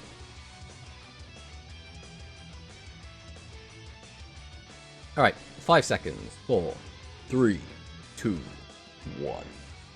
Welcome back from the edges. Everyone that got hit with edges. So, I mean, this seems good. This can revive like 5 cards from your graveyard and get you a draw, all for the low cost of 1 card. So this is just good. This is just a good card. Is there a drawback on this card? Like, I guess you have to have the graveyard set up. You can only attack with warriors, which is going to be kind of annoying if like you had lethal with a card trooper or something. Other than that, this is just like amazing. This is just really good. This revives any Neospatian or Neos and draws 1. Maybe I should try the offline version first. I mean, it's up to you, Velvet, right? Obviously, like Mono is probably the guy to ask. Mono regularly has been running OCG tournaments, so he could probably help you out with if you want to play on EDO. Which Spatian is the best to get back? Well, the best one is going to be Neos, right? Because Neos is a 2500 guy, and then if you have any other normal summon, you could just make a guy, right? If you had to get back just a Neospatian just to use its effect, I mean, it's going to depend on the board state, right? So it's like, I mean, this card's just amazing. This is just a really good card. Next up, save the day with 2 full Overrush rares. Let's take a look. Now, I've seen this card before. I think this looks awesome. I don't like this being a trading card. This, to me, this is a poster. This is like right here. Just picture the Neos art, right? It looks great. It's on the wall. Looks incredible. I don't like the idea of this being in my deck. I don't know. It just looks weird. All of the guys around it are like that. They look really cool, but they're not Neos, right? Also, I find it really weird when you just see like characters' legs just like vibing at the bottom of the card. Like, you could have cut this off. We don't need to see Neos' legs. It just looks weird. What are you using for hydration? This is water. I have a flask. Inside it, there is water with ice. I don't know if you can hear the ice. I'm shaking it, and there is ice in here. He's on the Stella. No. A movie poster looking Neos. As a collector's piece, but not to play yet. Yeah, I like my cards to look like cards, right? That's just I'm very old-fashioned that way. It'd be a cool mat. Yes, this would go hard as a mat as well. I think that as well. Just like Oblivion art where Requiem is in the frame. It's just weird. I don't like a lot of the Overrush. And then we have Priestess of Wise Salvation. Again, this looks okay. I don't mind like the circle. I like seeing the whole circle. I think that looks fine. The card art looks really nice. But aesthetically, again, this just isn't for me. Also, I really don't like the gold border as well. This reminds me of are they gold rares from TCG that I just never really liked. So I'm not a big fan of the gold borders. It goes quite hard on this one because it just like emphasizes everything else. You've got like the light coming out of all of the fusions anyway. But on this one, I don't like it as much. Alright. Who's there? They're there. Soitsu and Doitsu. So here we go. Soitsu and Doitsu. The dream team themselves. So, level 5 Fairy Fusion Effect Monster, made using Soitsu and Doitsu. You can Union Fusion this card. Choose one card in your hand, or on the field, and send it to the graveyard. Then you can choose a total of 2 Aitsu, Koitsu, Soitsu, and or Doitsu in your graveyard and special summon to your field face up. This is not the craziest thing ever, but it actually lets this deck have a bit of direction. Because before getting this, the deck is so useless. It's just so mediocre. At least with this, I can see the vision, right? You get this out, you bring back the level 10, and ideally the one that attaches to the level 10, the level 5, I think it is. And then you attach them together, then you have a 25, you have like a 35 piercer. Right? That, to me, I see the vision. It still sounds awful.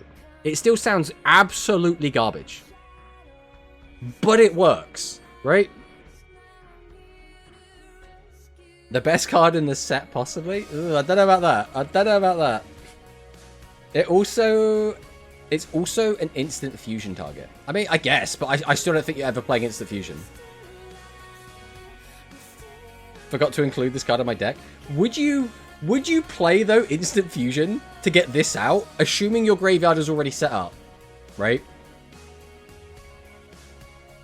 Rather than just playing a good legend spell. I don't know. I don't know about that. Either way, I mean, this is cool. Hopefully they give us more support for this, but for right now, I don't think this is enough. Right, here we go. Discover mysteries with the Luan adventures. I have avoided looking at all the Luan stuff, so I have no idea how good these cards are. Let's jump in. Luan refers to Sharia, a genius of the rainforest plant. A genus, not genius. Right, Luan Mappa Ivy. Level 1. Wind plant unions. Okay, these are unions. I did not know these were unions. Send the top card of your deck to the graveyard. Choose one face-up wind plant monster on your field and equip this card to it as an equipped spell. The equipped monster's attacks pierce. Okay, that's already quite good. If there are 2 or more Luan adventurers in your graveyard, your opponent can activate trap cards. Wait, is that just all the time? Is that as long as this card is equipped, regardless of whose turn it is, your opponent cannot activate trap cards? Because that's like a floodgate. That's not like an ancient gear, right? That's kind of crazy. I like this card. I like this card a lot. Let's hope there's something good to put it on. Another level 1, Luan Macho Dex. Another union. Send the top card of it to the graveyard. Choose a face-up wind plant monster in your field. Equip this card to it as a union. The equipped monster gains 800 attack. 800's a little bit low, but like that's fine. If there is a Luan adventurer in your graveyard, the equipped monster gains 800 attack. Okay, so 16 is not bad. The question is, what can we do with that 16? 16 attack is like, that's a decent chunk of attack. Are we ending the game with it? Are we getting over something we couldn't otherwise get over? Can we give this like a double attack as well as a pierce? If we get one that gives us a double attack, this suddenly becomes extremely valuable.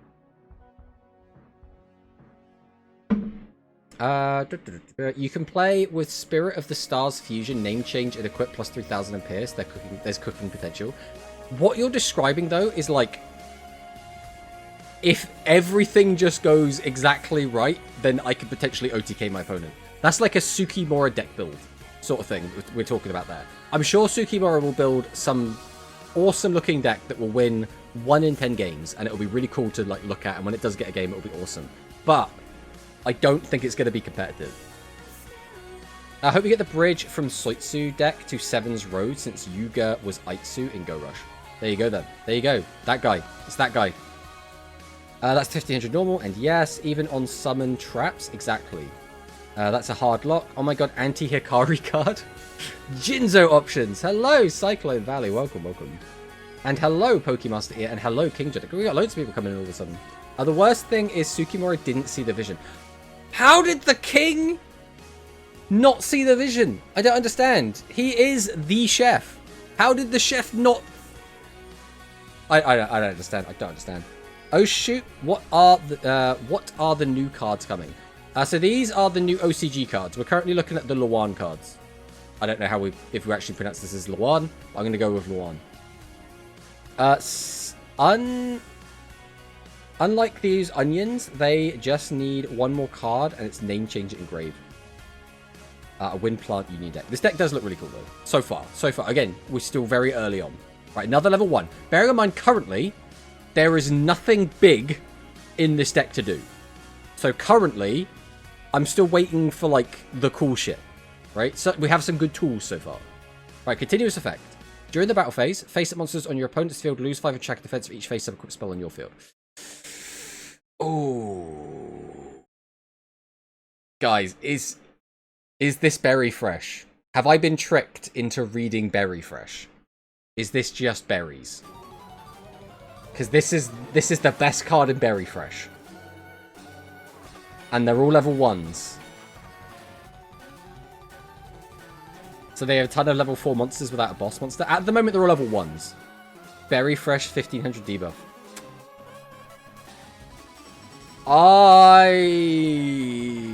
Well, because the thing is, you can stack these, right? Now, it's only during the battle phase. It's like they learnt their mistake from Berry Fresh, right? But it's both players' battle phase. So it's like, does that matter? But also, you could have 2 of these on the field. If you get 2 of these out and 3 cards, 3 equipped spells, bear in mind your unions are equipped spells, you could reduce your opponent's board by 3k or 4.5. Let's go, Onion Fresh. Double that and have 1 boss with 3 equips. I mean, technically, you could say the same about Planetary. I mean, you could. Alright. Luan Leader Balsa. Another level 1. Send the top 2 cards of your deck to the graveyard. This card gains 300 times the number of face-up cards on your field. So that includes your back row, because it's a Union deck. Until the end of this turn. If the one adventure is in your graveyard, you can then draw a card. This is good, but this still doesn't like bring the whole deck together. We're still missing something. We have a big attacker, we have reducing our opponent's board, we have gaining more attack, we have piercing, right? And we also potentially have this really powerful trap card, Floodgate. Do we have any way to have a Luan Adventure in the graveyard other than just the vanilla? Because at the moment, none of these cards change their names. Alright, next up, level 6! We found a boss monster, and calling this a boss I think is very generous. UMP Skyphobia. What is the UMP?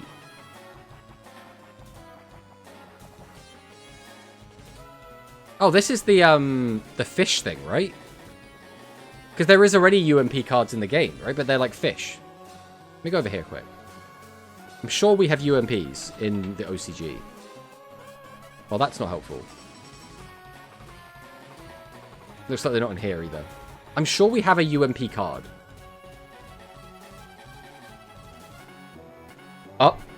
Uproot mission plan. This plus mage power equals stonks. Hello, Alex, by the way. The Peak Rush anime kind of reminds me of that weird samurai fish user that end up playing Dark Hydro Cannon, Omega Bluefin, or whatever. Yeah, the Kuni Tuna was the archetype, or the cards. Right, let's jump back over. Where were we? We were... Alright, let's read this card. Level 6. During the main phase, this card was normal or special summons, then took it to the graveyard. For the rest of this turn, this card can attack directly. Then you can choose 1 Wind Plant Union monster in your graveyard that you can equip to it, this card, and equip it as a spell card as if by its own effect. This is okay. It needing a tribute is what I don't like, but that might not matter. In some situations, being level 6 might actually help if we're in kind of a clog situation. I mean, the best we're going to get out of it is gaining 16. So we could go up to like 24 attack directly. That's not awful, but it's not like crazy either. Unidentified mysterious animal, i.e. the Japanese term for a cryptid. Plus the skyfish. And Euphorbia. Yeah, these are the other ones. I think the Skyfish is the other one I know. A whole deck is built around onions, and onions start growing in the ground, and you need to uproot them to harvest. Well, it looks like it's unidentified mysterious animal. Do you think that there is a JP person sees your character draft videos to see the new OCG cards and are worth buying? I doubt it. Because our cards... Our character draft videos come out after the set's out. So I think very unlikely. Plus, we... play like monkeys. Like, it's not going to be a good representation. All right, here we go. Level 7, actual stats. Now, it's a big defense, but still. Cordrasil, the Spirit Tree Bunray. Level 7 plant. If there is a face-up spell card on your field, you can summon this card from your hand face-up. Okay. So this is quite often going to be summoned without tributing anything. Send one face-up spell card from your field to the graveyard. Choose one card in your opponent's field, return to the hand. For the rest of the turn, you cannot attack with monsters except plants. This is pretty good. Especially because it's any card. It's not just monsters. Which means there will be situations where you want to hit your opponent's back row with this. This is pretty good. Again, I'm still like... I still feel like we're missing something. Like, I'm missing the final bit of consistency, or I'm missing the final, like, big win con. Because the deck right now seems like a very slow control deck.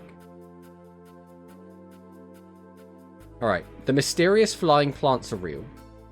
Return one card from your hand to the deck. So we're immediately -2ing. That's what we're doing with this. Choose one level 4 or lower wind plant monster in your graveyard, add it to the hand. Then you could choose a level 6 or higher. 6 or higher. Wind plant monster in your graveyard, specific to your field face up. So, theoretically, you're going to be summoning either this or this. And if you summon this, its effect will trigger. It's normal or special. Which means you can get another card back. So it's kind of like a +1 overall, if you get that one back. Okay, this card's okay. I do quite like this. Basically, encrypted. How many Rush architects are there? Have their boss monster's name named after the world tree? Too many. Too many. These mysterious plants are hiding in the wall. Potentially. Encounter with the sacred tree. Excavate the top 4 cards of your deck and show them. You can choose up to 1 Luan Adventurers and up to 1 Wind Plant Effect monster among them and add it to the hand. Place the remaining cards of the deck in any order. So this is the Power Meter card. Power Meter Red for Luan. It's probably fine. I think this is going to be a card that's better in Duel Links than it's going to be in OCG. So the Luan Adventurers are a go. Place one other face-up card on your field on the bottom of the owner's deck. So immediately again, -2. Choose one face-up monster on your field and choose up to 2 Wind Plant Union monsters in your graveyard that you can equip to that card and equip them. Okay. So, because it's a face-up card, you could also get rid of one of your current Plant Unions. I mean, I guess this is fine. I like the new deck. They seem related to nature. I mean, kind of like aesthetically, I guess. To be honest, when I originally saw the art of these cards, I thought it was Currybot, but then there was no way in hell. We're getting a retrain of that outside of the 7th anniversary. Yeah, I think this has potential, for sure. You have direct attackers that can get kind of big. We have this guy who can get big. We have this that can reduce your opponent's board, which means clearing over what your opponent has shouldn't be too difficult. I think my biggest concern is we currently only have 2 unions. I think that's probably not enough to make this deck function how you want. I think we want at least 1 more. And I think ideally we want 1 more either good consistency tool, so like something like Mills 3 or Mills 4 or something, and like gets us going. Or I would like to see a new big finisher. Like a double attacker would be really, really good for this deck. But what we have here, direct attacking and piercing access, a lot of ways to reduce, we have ways to bounce. I think this deck has a lot of potential, for sure. Especially if we still have more cards to be revealed. Cards that would be good for this deck to use are Sowing Alpris and also using that Fire Warrior that everyone plays that gets back a Union or Field Spell. Yeah, that one's really, really good, the Fire Warrior one. I forget what it's called. Also because of Sacred Tree, and Echeria has that card name. Also, I'm wondering if they are holding off on the new Rush anime. They can build up a decent catalogue of decks they didn't have originally. I don't think they care about that, because there are still tons of anime-only decks that haven't been printed, right? So I don't think they care about that. I think fundamentally they'll just release the anime if they think it'll be profitable and if they have like a showrunner that wants to run it. Echeria Sacred Tree is a trap card in the main game. I'm biased towards plant cards in general, so I think it's good. I like the idea of this deck. I just don't know if this... I'd have to playtest it, basically, to get a good feel for it. My first impression is it has potential, but I don't think this is going to be, like, immediately, like, a really strong tiered deck with just these cards. Right, next up, we have... Oh, it's a Psycho Jump promo. We're getting Crystal Seer. So... This is going to be, like, one of our fake flip effect monsters. So it's going to be what? If this card was flipped up this turn, draw 2, send 1 to the graveyard or something? I don't know. This is probably just garbage. Like, straight garbage. Is this going to be a retrain of Crystal Brain? I mean, no, this is an import. The one good thing we have about this is it's not a legend. Right? So, yeah, we have that.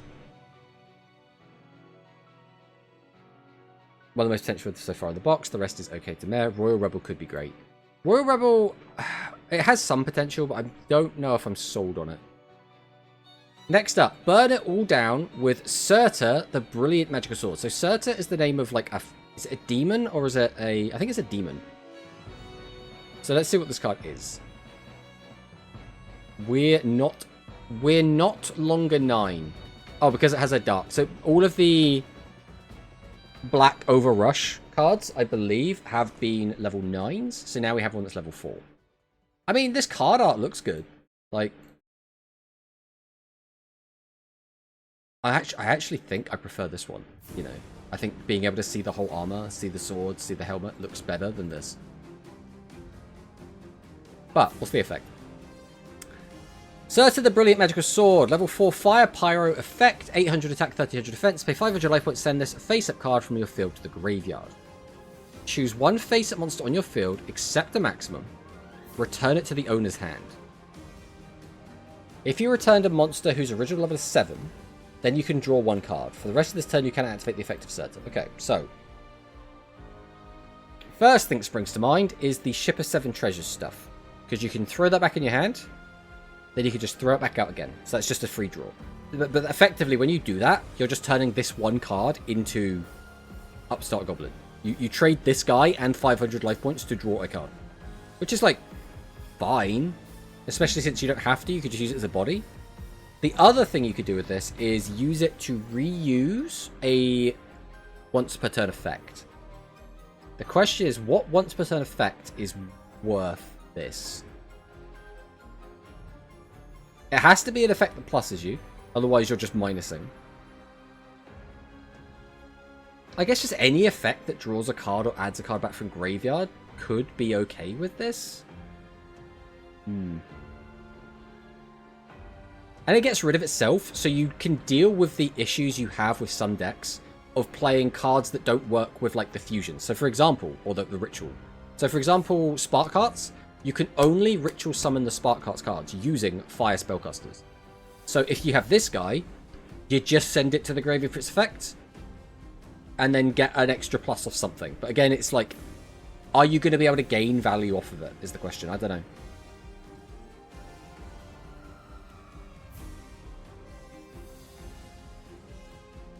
It could be consistency. I mean, it's a low level that can match it.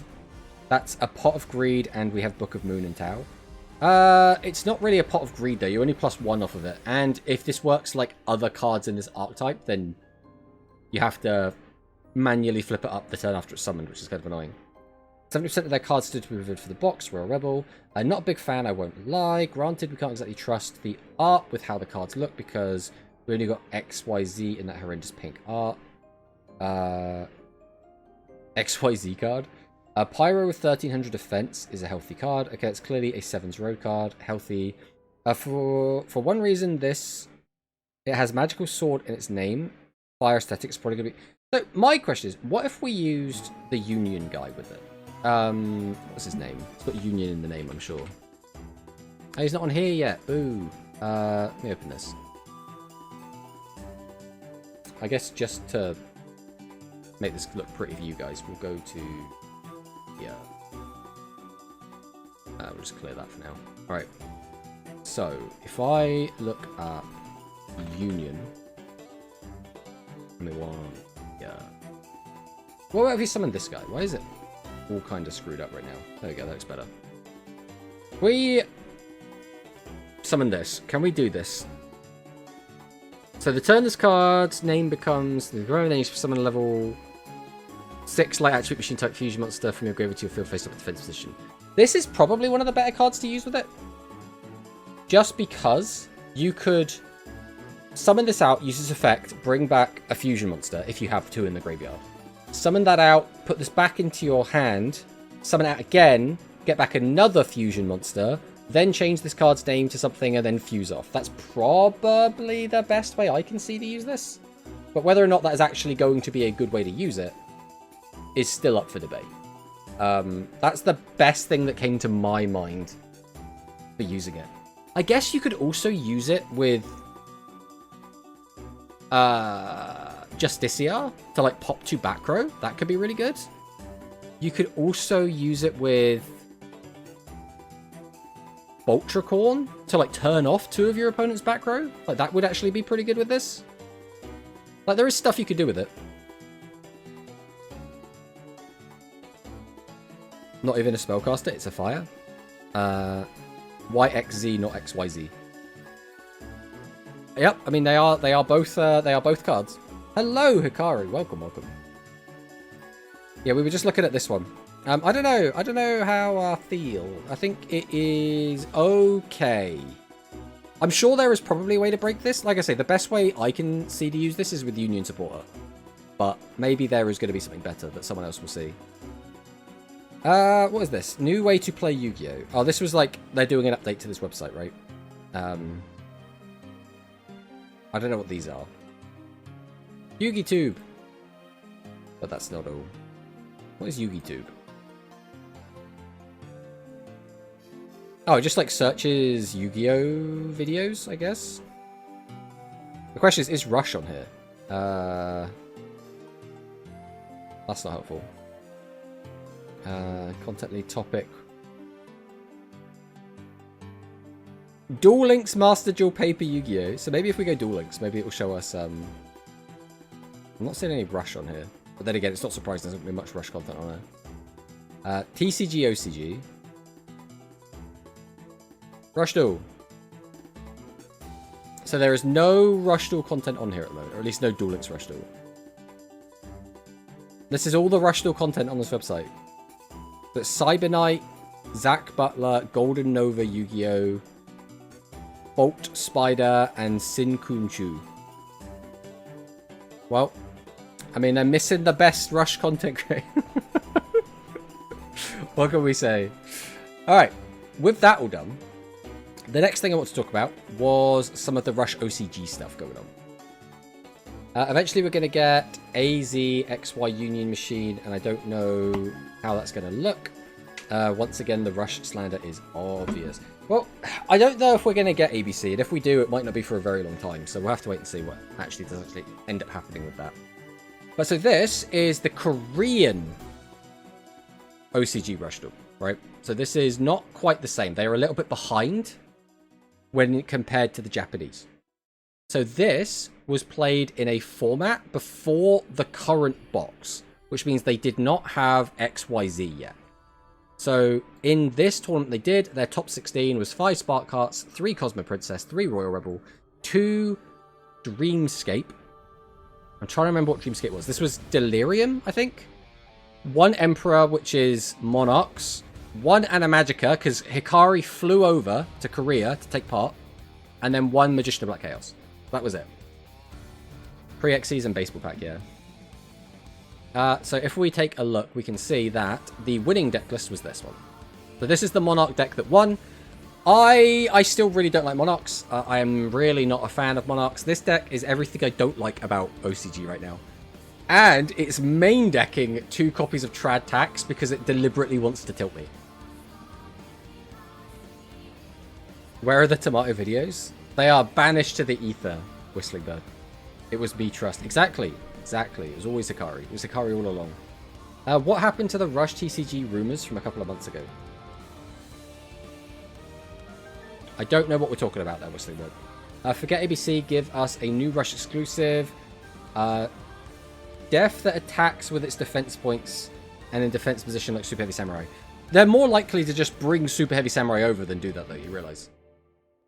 But yeah, I don't really like this deck. But obviously it won a tournament, so Monarchs. I mean, Monarchs has always been a strong deck.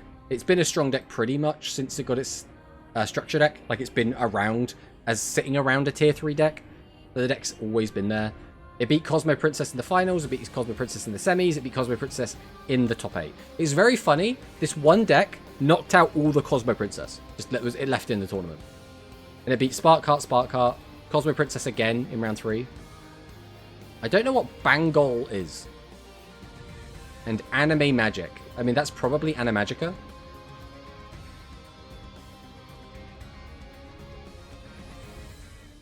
Since we're mixing around the letters so much, that was an autocorrection. That's not even Rush TCG, it's OCG Asian English version of Rush.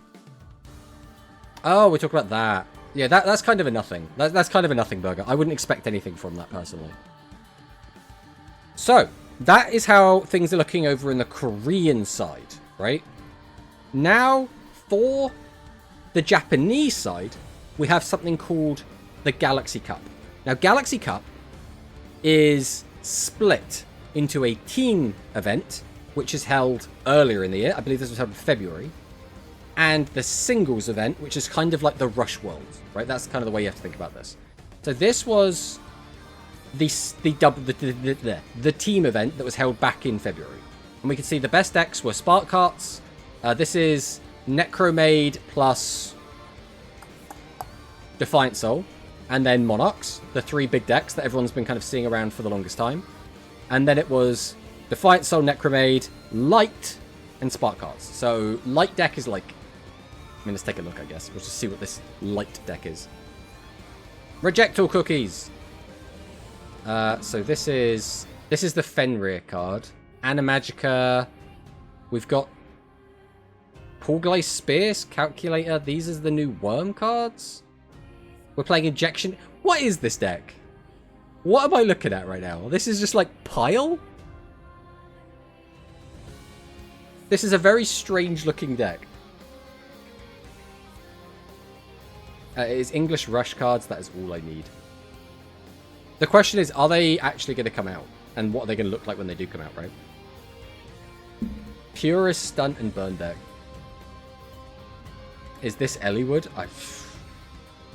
Whichever means the rumors turned into alternate formats, please release the Crossduel Rush 1 as for modern Pile Axis Glass deck. I don't know. I have no idea what you just said, Desmame. Whichever means the rumors turned into alternate formats, release the Crossduel Rush 1 as the modern Pile Axis Glass deck. I got nothing. I got nothing. There are words in there I recognize. In that order, they mean nothing to me. Ban Animagica Shooter. Nah. Then what would Hikari play? Maybe we could have a situation where dude forgot his deck and he had to assemble something quickly. Wait, I mean, he took this to like a team tournament and got 2nd place with it. Good old Yo-chan. So this only shows the top 2 decks, or top 2 lists. There were 64 teams. Well, this was the limit. I don't think there was actually this many people. But there were a ton of people still. So that was that, right? That was the team battle. Then we are currently waiting for, so I believe it's in September that we will be doing the next one. So we had our qualifiers, which was between the 2nd of May and Sunday, July 26th. So that was our qualifiers. So qualifiers are done, right? Then I think down here somewhere it says when the actual event is. Maybe it doesn't. September 12th and September 13th. So this is when, like, the Galaxy Cup singles finals, aka Rush Worlds. This is where it's going to be. This is when it's going to be. So it should be a good one. But we still don't really know what the format is going to look like when it does come to it. So we have to wait and see what things actually shake out there, right? I think he's referring to the fact the inventor ability you can give monsters with 7th Road was built around in Cross. If you're wondering, Inventor created a random common skill and activation. Yeah, I did play a lot of Crossduel. that still doesn't mean a lot to me. I don't know, it's weird. Is this Elliewood, as in the knight for the picture of the Galaxy Cup at the top of the page? Ah, you mean this guy? No, this is not Elliewood. This is Gladness. His name is Gladness. Kind of hard to believe Comic-Con just went by so quickly. We had nothing to chew on anime-wise, but granted, they've been literally signed 2 to 3 years. Yeah, I wouldn't expect anything. It's just like, if we do get something, it'd be really fun to see, right? Duel Links forever stuck with add 2 cards, skills, and 6k life points OTK Fest format. I mean, we've been in that. I would say we've been in that format since Dark Galaxy. I think, like, obviously OTKs have existed before that, but I think it got really bad with the introduction of Dark Galaxy. Or specifically Dark Galaxy Contact Fusions. So it'll be interesting to see where things do go with that, but we'll have to see. So next up there's this. This is Yu-Gi-Oh! Rush G. This is a Twitter account that collects information. And they were apparently asking people to give them the top 4 decks from each of the qualifying events. But we've yet to see that happen. So I don't really know what's going on with that. But we'll see if anything does come of that. Then we have this. This was one of the more recent JP tournaments. I thought we'd have a look at it. We had 9 participants, which is... Japanese tournaments are weird. Sometimes you'll get tournaments that have like 2 players. Sometimes you'll get tournaments that have like 30 players. They're kind of all over the place because they hold so many across the country. So like people just go to like their locals a lot of the time, and it's like, well, they're kind of all split apart rather than all traveling to each other. So this is here. I thought we'd have a look. Champion was XYZ, second place was Hero, third place Meteo, and then last one was Muchu. So let's take a look. So this was the winning deck list. Let's see if we can make this a bit bigger, because it's not easy to see that. So this was the winning list. This is extremely standard, except there is an Animagica shooter. Because in all formats, you cannot escape Animagica shooter. He will always be there. Okay, so singles for G Cup begin on 10th of September. There you go. There you go. Mostly for the fact of what we are butchering everything by adding 3 hyper-competitive decks at once and pretty much burying the decks that were supposed to be the face. The thing is, that is exactly what they do every single year. So it's not anything new. Like last year, we had Light Galaxy, Dark Galaxy, and Seven's Road. They just came in for the World Championship qualifiers, and they became the new face of Rush. That's just how Rush, or Duel Links specifically, do it, right? Do you have an idea which Rush aggro deck is the best, as most of them differ? The Dimension Linker deck. So it depends what you're asking be on the parade, because right now we're talking about Rush OCG. So if you're talking about Duel Links, the best aggro deck is probably Worm, because it still just does aggro really well, and it can just OTK your opponent. If we're talking about OCG, it depends what we mean by aggro, because I wouldn't describe any of the top decks as aggro decks. Like, we've got combo, we've got control, we've got more control, we got more combo. I don't know, it's weird. Because she's pretty. Well, there you go then. I hate when people say that Duel Links isn't like before, where we're not going to normal summon a 2k normal beta pass for 9 years. But we could, though, a human. We could. Just saying. Don't take it off the table. Yeah, Duel Links. I mean, Duel Links right now, if you want to play something competitive, if you want an easy cog, and I say easy with a grain of salt because you're still going to have to play a load of mirrors, Worm is the best deck. It is strong. It is easy.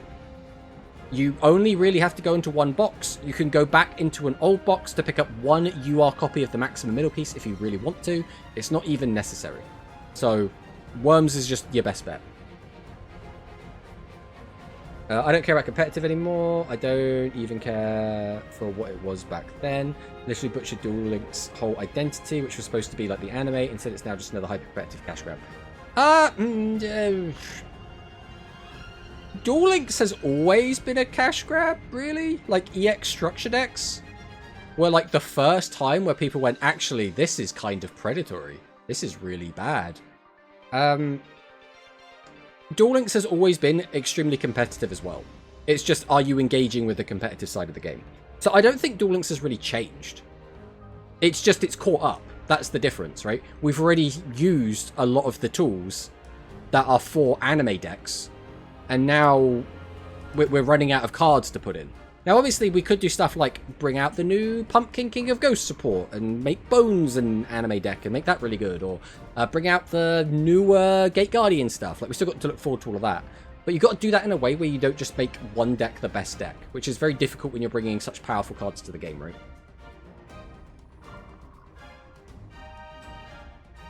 XYZ is an aggro, though, more mid-range combo. Well, that's why I said XYZ wasn't an aggro deck. That's exactly what I said. I think they want to know what's the best D-Linker variant. If it's specifically D-Linker, I just wanted to check Power to Weave Hope deck and was wondering which pile for it's the best. If we're talking about specifically Power to Weave Hope, then yeah, it's Gradius. Always Gradius. Always has been, always will be. Well, maybe not always will be. But it's Gradius. Has to be Gradius. The traditional definition of aggro doesn't really exist in Yu-Gi-Oh! Mostly because cards don't have a cost. I disagree. I would make an argument that the traditional definition of aggro doesn't exist in modern Yu-Gi-Oh! Because aggro traditionally is going to be about summoning a lot of bodies to the board and attacking and doing that when other decks don't do that. In modern Yu-Gi-Oh! Every deck does that, so it doesn't really count. In Rush, because we're all OTKing each other, nothing really matters as an aggro deck, right? So, I would make the argument that in Edison, there were aggro decks. In, like, Hat format, there were aggro decks. In Goat format, there were aggro decks. In TCG, OCG, and current Rush, I would say there probably aren't really aggro decks. But, that's just my opinion, right? Well, none of that doesn't really matter. I'm just done with it at this point. I mean, that's fair. I'm just like you can be done with it for whatever you want. It's just like, you know, let's be honest about it, right? That's all I'm saying. Hello. Thank God Structure Deck EX doesn't happen on Rush anymore. I mean, did it ever happen? I guess we had like a semi one with the Rider Cross one, where it was like. But to be fair, I think most Rush decks were kind of like EXs, right? Because you got one for free, then you could buy one, but you had to pay for the third one with real money. Like, that's how it was most of the time. I was eating away too much date on my phone. I mean, that's fair as well. Levels are their cost. Kind of, but when you... In Rush, obviously that doesn't matter as much, because you could just kind of swarm. And in TCG, you're special summoning so much, I don't think it matters as well. It's just not enough of a restriction. Normal Yu-Gi-Oh! Didn't really have aggro. Well, again, I think the older formats did, because some decks were really good at swarming the board, and other decks were good at summoning one monster a turn, right? So if you're good at swarming, and you're good at like having a bunch of guys that can all attack at once, that is kind of an aggro deck. At least I would consider that an aggro deck. Tenpai is aggro, new aggro. Kinda. That's just like a battle phase deck. Like, in the same way that like War Rock would maybe be an aggro deck, but we're getting into like muddy descriptions now. When Rush Rivals 2? I have been so busy lately. You probably noticed a lot. We haven't been having a lot of YouTube content lately, and I've just been so busy. I just do not have the time to do that sort of thing right now, unfortunately. Rider Cross must get its own theme. They are doing our U-boys some favor. It would be cool if they did, but I'm not going to hold my breath, realistically. But yeah, that was that deck. This was the second place deck, Elemental Heroes. Guys, I know everyone loves Elemental Heroes. I know how much everyone is fascinated by this deck. I mean, what's new in here? We have this new trap card. We have the new cleared spell card. And we have the Fire Warrior that gets back unions and field spells. In the side deck, we've got the Batter returning alive or whatever it is. But then we have... This is interesting. So this deck is playing the baseball equip spell. No, that's not right. What is that one? The baseball equip spell to give their monsters, their fire boss monsters, piercing, as well as stop your opponent from activating trap cards. We're also playing the Fire Warrior to get back the field spell in case we mill it into the graveyard or it gets popped. This is really cool. I actually think this is really awesome. I don't know. I don't recognize this card. I don't know what this is. But I know the rest of these. Harpy Inside. Heroes never die. Do you think we would get new Rush anime or mainline anime next? So... What do I think we're going to get? I wouldn't be surprised if we got neither, if I'm honest. I wouldn't be surprised if we're just done with Yu-Gi-Oh! Anime. Which would make me sad, but wouldn't surprise me. I... Personally, what I think I would like the most. I would like DM remake where they play Rush. That would make me specifically very, very happy. I have all the nostalgia for DM.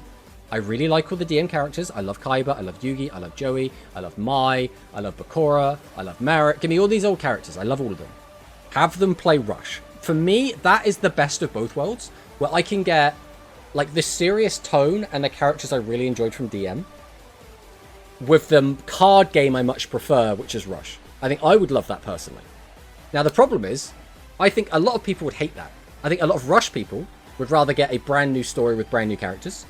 And everyone that doesn't like Rush Duel would hate that anyway. And they'd probably be like, how dare you taint my characters with your stupid Rush Duels? And I'm just like, I want it anyway. I don't care about everyone else wants that. I want that. Do we get an anime at all? Well, that's the point, right? Is the level 4 battle phase when attack can't activate trap cards? It's the level 4 battle phase. It's the level 4 battle phase when attack can't activate trap card. Oh, this one. Is that just like just when it attacks? Or is it like when it attacks for the whole battle phase and the trap cards can be activated? Chronicles to Aaron TV. People would be so mad. In case we don't get any more anime, looks like the community's going to have to pick up the slack. What if they combine Rush and main series to kind of play into different worlds plot? The thing is, so Arc V, or Arc 5, is one of my favourite Yu-Gi-Oh! Shows. But I understand people don't like dimension hopping.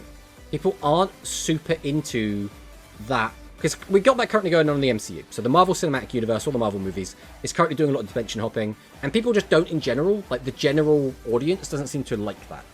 And we kind of saw it with Arc 5 as well, where a lot of people didn't like Arc 5. And a lot of that was because they don't like dimension hopping.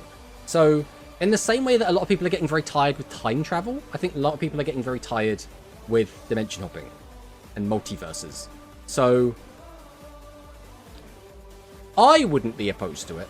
But I don't think the general audience would like it that much. There's probably going to be a lot more fan series. Is Hell Even Gotcha? Life series are going to start popping up. The problem is, King John, I wouldn't be surprised if a lot of those are AI. Which I don't think is going to be a positive thing. Right? It's going to be in a weird spot. Has the direct started? Oh, I think the direct might have started, actually. We lost track of time. We're jumping in. Direct time. Hope of a peaceful life as a family. He sets out with his childhood friends to win the Abruptly jump into this. and save his father. I didn't expect the yapping to go on so long. I should never underestimate my ability to yap. Dietrich, ever in AI search slops are of the a worst. stronger Exactly, that's what I'm worried about. is attacked by an enormous monster while sailing a stormy They sea. did Yuri dirty? Yeah, I agree. Beautiful. He then washes ashore in the foreign land of Dagda. This is So I where think the between character models in this bandits look great. and I'm not a big thieves, fan of the he backgrounds learns at of the moment. heroic games. I mean, the water To looks pretty good. slake his I mean, to be thirst for fair, that battle, ground texture does Dietrich look quite decides nice. to compete in the heroic games with new This is always the allies at issue his side. when you look at Settles it. Switch games. You have in the back of your head, you're always like, but how powerful is this device really? Could this look better? Theodora. Hailing from God, the kingdom guys, of I'm not Ceramus gonna lie, himself, Theodora looking kind of fine. Theodora represents I'm just a saying. culture that worships the keeper of death and night. A Oh, goddess yeah, you're right. roved throughout the land. Yeah, we're missing a little bit of the screen. What if I do this? Swearing to That's probably the best we're restore gonna get. honor of her goddess and defend The alternative faith of the is I people could and do- the peace of her kingdom. Theodora leads I'll tell you her what, let's make it veteran bigger. retainers into battle with the Let's goal go- of winning the games. We get rid of that. A young woman it's gonna be born difficult, into actually. prestige and blessed with musical Have to do talent. this. Lita is consumed No, by that's not rage Lita. following her father's murder at the hands We're gonna leave it like this. of This is the easiest way to have it. having given Because then I have to mess everything around to with stuff seek that we haven't set up ahead of revenge. time. She eventually learns of the killer's We'll plan put the to overlay back on. participate in the heroic games Alive! I will kill him. to bring an end to the man Okay. who murdered her father. We'll leave it like heads this. to Daxian with supportive companions in tow.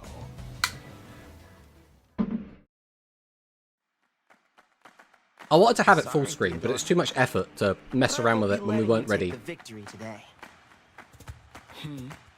If victory is decided by conviction She looks so alone, good. Right? I'm just saying, her design is it will peak. not be up to you. Look at that.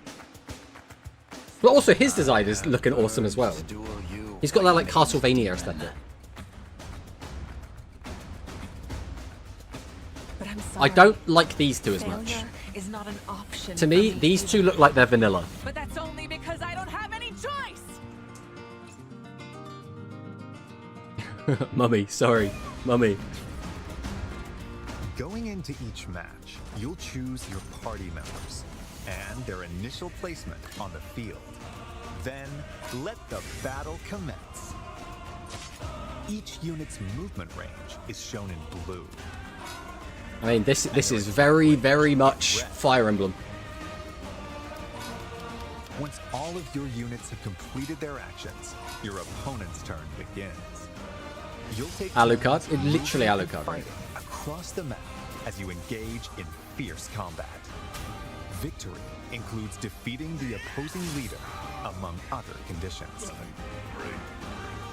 My great dream. I really just don't like MC. I don't think MC looks very interesting. Various means of attack. Like, he looks awesome. Are Like, straightforward Dietrich. and easy to wield. Gauntlets make it easier to evade attacks. Spears deal massive damage to cavalry units. Axes have low accuracy but high attack power. Bows. Which one is the MC? strike enemies at a distance It's... and can deal fatal There's damage probably with a male and a female, because that's usually how these games work. fire. And But the magic male is one effective is against the foes the with blue-haired heavy armor. boy. It can also heal or otherwise support allies in dire situations. There are also swords that call down lightning. No one that's watching the Fire Emblem Direct needs to be told the basics of gameplay. and other Well, unique maybe people have been weapons. told Fire Emblem's a cool game series, you should get into it. And they're like, oh, is this new one coming Positioning out? is a key So I element think it's of fine. combat. When you strike within an enemy's range of attack, they might counterattack. They might counterattack. Consider attacking those equipped with close-range weapons from a distance, and get up close and personal against long-range opponents to avoid Go, Diego. counterattacks. The terrain can also give you an advantage. While I adjacent can't get Lester allies Dragon with can tickets? receive Oh, that's a buffs, shame. take advantage of the situation. You choose to between control Blue the Boy, battlefield Alucard, in your Theodora, and favor. Music Girl. Why would anyone choose Blue Boy? Are attacks Why would you unleashed ever at the pick him? expense of weapon durability. There are attacks with greater power, Every other character looks sick compared to him. longer range, or other advantageous effects. So use them in decisive moments. There are also special moves that consume your soul. There's in 1, 2, exchange 3, for and her. power, called She Blade looks okay, Kai releases a but I do burst not of think otherworldly power she is as cool as the to other cast two. flames in a wide area. I would probably play After moving, Dietrich's as- ink-black cloak can warp him I can't to remember what her name locations is. on The battlefield other that girl. aren't easily That is accessible. probably who I would pick on my first run. Theodora uses Theodora. the power Theodora, inherited from man. her ancestors to rend the earth and hurl it at foes. She's an earth magic user who looks like she has like a shield and a spear as well. Like that is peak design. Summon a powerful monster and more. Like pole arms are just peak. I don't know, man. I love pole arms so much. I especially love a halberd. Heroes' health points. Additionally, if your allies fall in battle, I think I need a break. you can turn back time. After each move, You can rewind to any previous point in battle, so don't be afraid to rethink your strategy if things don't go as planned. I don't mind having the ability to rewind, I guess, but like I don't think I would ever do it in my own playthrough. Unless like I misclicked. Bardingers who fight on horseback, and bishops who use white magic. A unit's abilities can change dramatically. The weapons they can wield and their range of movement also vary. So it's footman, Classes are caster, divided into beginner, or specialty, mounted, and I guess. advanced tiers. Beginner classes are the foundation. I think Turmoil is fine for like casual Excel players in handling that haven't like weapons. played this sort of thing before or just don't really give a shit. But Diviners to me, wield magic. losing characters because you made a tactical error is part of the game, Warriors and it can it cover makes you more ground. appreciate them There more. are 5 beginner classes in all. Specialty classes have more specific Blue Hair Boy kind of feels like a abilities. Dragon Quest character. Armored He's knights very of vanilla. iron He hasn't got any like with heavy character. armor. Like there's no soul there. Wing soldiers can leap obstacles and cover long distances, while charioteers can strike multiple enemies in a straight line. There are over 10 to attain. Advanced classes are masters of their Dragon skills. Elephant Rider looks really Have the cool though. mobility of horses with the defense of heavily armored Like how units. often do you get to play a game where you get to ride an elephant? Like all I can think of is like Guardians Dynasty Warriors are 4. skilled with both spears and white magic. Plus other classes that possess a combination of strengths. You'll Elephant also Rider, find go! Overwhelmingly powerful elephant riders and other classes that fight while astride. I mean, Dragoons are cool, but I'm sorry, riding an elephant is cooler than riding a dragon. You defeat me?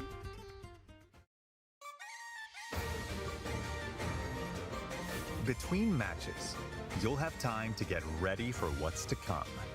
You'll receive some useful intel about your next opponent. So use this information while exploring Daxian, or venturing off to improve your team's prowess in battle. The time is yours to spend. So delicious. Okay, so it's got kind of a persona time system where you have to manage your time Let's correctly look at some of the before things you like can do in scheduled Daxian. events on specific dates. The Arena Plaza is where you can receive additional training once per week in the time between matches. As your skills improve, you'll learn new moves to use in battle and be able to wield increasingly stronger weapons. On match days, you can watch battles between other participants unfold to research your opponents.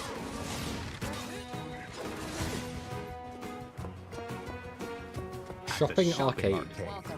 You'll purchase weapons and tools, or enhance your weapons using materials you've collected. I mean, very, very This Fire Emblem, temple very above RPG. Is watched over by a bronze statue of the Divine Sovereign and is home to 7 temples. You have to like Depending follow a on god. which temple you volunteer in, you'll acquire a blessing to use in battle. I mean, that's These cool. provide effects, such as a temporary stat But a lot of the buff time you'll just metagame it, right? You'll find out which one's best for your class and then just go for that one. and more. And like, we're all TCG players, right? We know we're going to be Speak to an metagaming. exam proctor to take a certification exam. The chance of success depends on who's taking the test and the Ovate, class they're aiming Bishop, for. Forest Knight, Shido. So be sure they have the necessary skills before applying. He's got a katana on his back, but he's holding a short sword. He's got like a gladius in his hand. You can also receive quests from townsfolk. This game doesn't seem like an improvement from Complete Three them by Houses. a given deadline to receive rewards. I mean, I haven't played never Three know who might Houses, ask so I for can't how really you're speak to that, helping but this looks The good. Divine Sovereign? Why would someone of your stature be That's here? right, keep showing Theodora.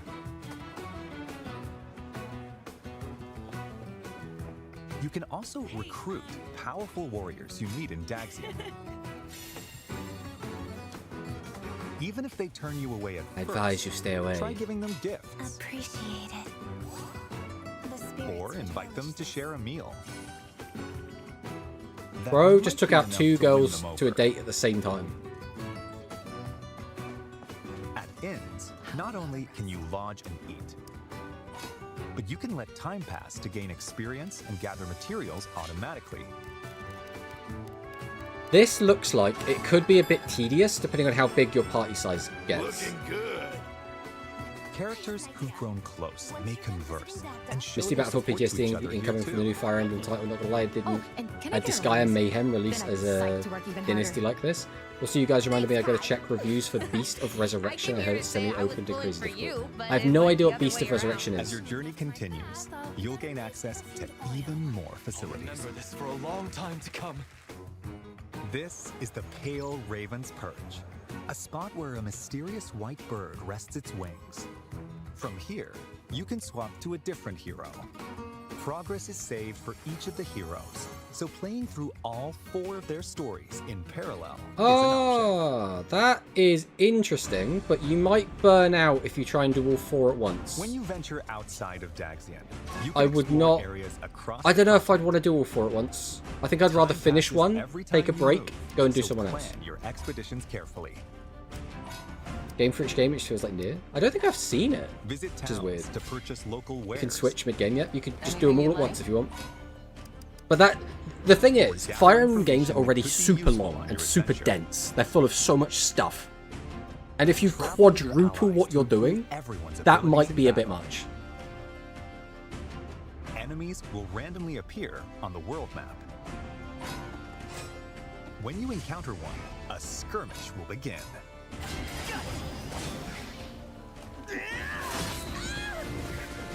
Earn experience points by felling your foes.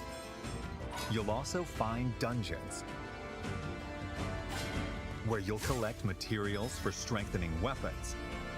It's along weird with other to be treasures. like, there are dungeons that you walk around in third When person you in. encounter enemies roaming Yeah, in a how dungeon, does fights work when you're in a dungeon? a turn-based clash that differs It from just normal turns into a battles. turn-based RPG? I suppose I must. In clashes, you can perform This is just attack weird, combos man. with your allies. This is like 3 Plus, different games. Each of the 4 'Cause heroes already, can use abilities You that get are something like unique to Persona, them. right? Persona is like half like For dating sim instance, Dietrich and can half flush out enemies JRPG, in hiding. and they just mash the 2 together. This is like, what if we took a JRPG, a tactical RPG, and a dating sim, and crushed it all into one game? and send out her assembled troops to gather materials. Or deploy them in battle. Will not miss this chance. Theodora, it's so peak, man.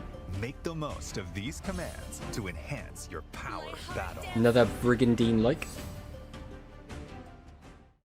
If you say so. I mean, I don't know. I assume that's what it was like in one of the old ones, like a human said, but... I haven't played every single Fire Emblem game. Bold warriors, draw now upon your strength. Hold fast to the devotion in your beating hearts. For those who stand upon the final stage, I shall grant whatever wish you may desire. So say I, the divine sovereign, that I vow to you. People of Daxian, hear me now as I declare that the heroic games have begun!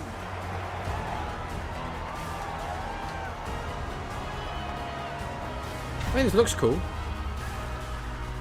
All the mechanics I've seen look good. Like, there's no, like, this is the bad bit. What was the last one you played? I played Echoes? Or Fates? I'm trying to remember. I didn't play the one which had the toothpaste hair character in it. One that had, like, blue, white, red hair. I didn't play that one.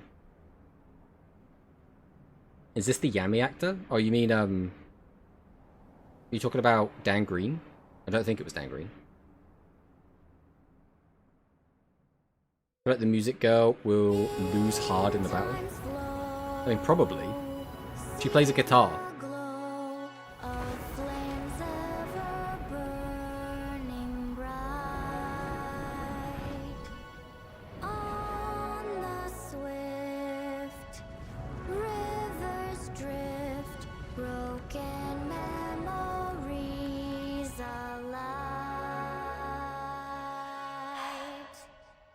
recognize her. I see that my song has finally reached your ears.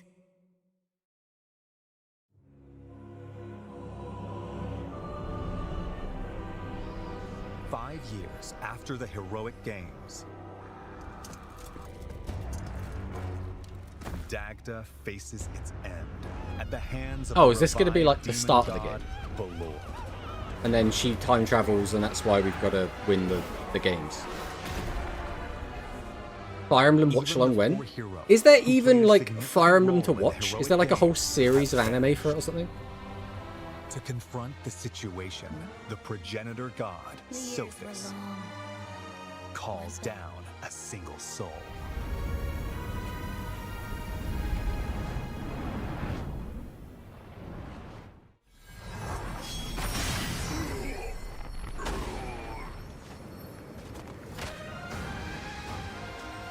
This is the story's true protagonist.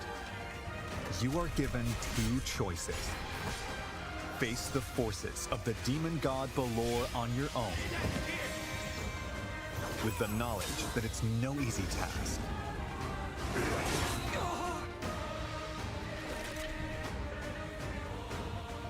Or use the time-traveling powers of the goddess Fortuna. Are they actually going to give you the choice? Four heroes. Like, can you just not play the game? You can just go straight to the final boss and be like, oh no, I'll just grind for a bit and in the hope of saving I'll just 1v1 the boss, don't worry about it. destruction. Those who join you in the future will strengthen the might of your assembled forces. This is where your story begins. The end of the world at the hands of the demon god.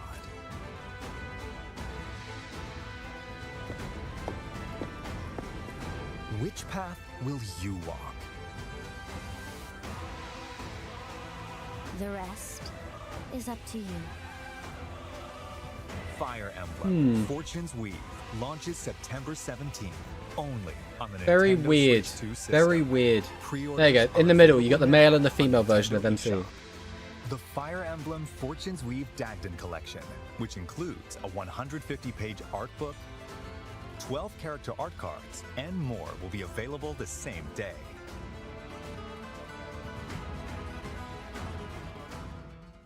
Plus, more Fire Emblem content will be available following this presentation. Nintendo Music.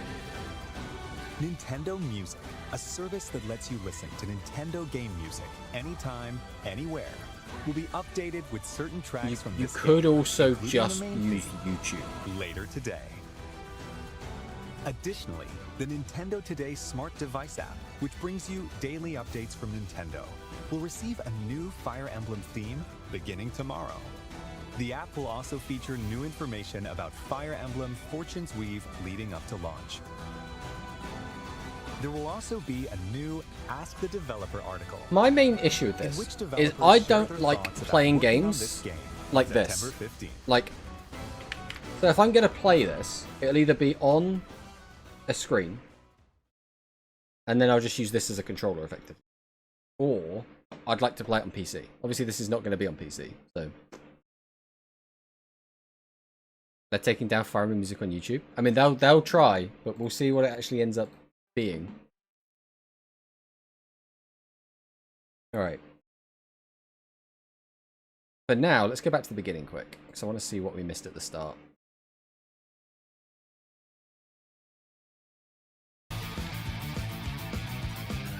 Oh, that's like a trailer. It's not cool. Links then become base of the system.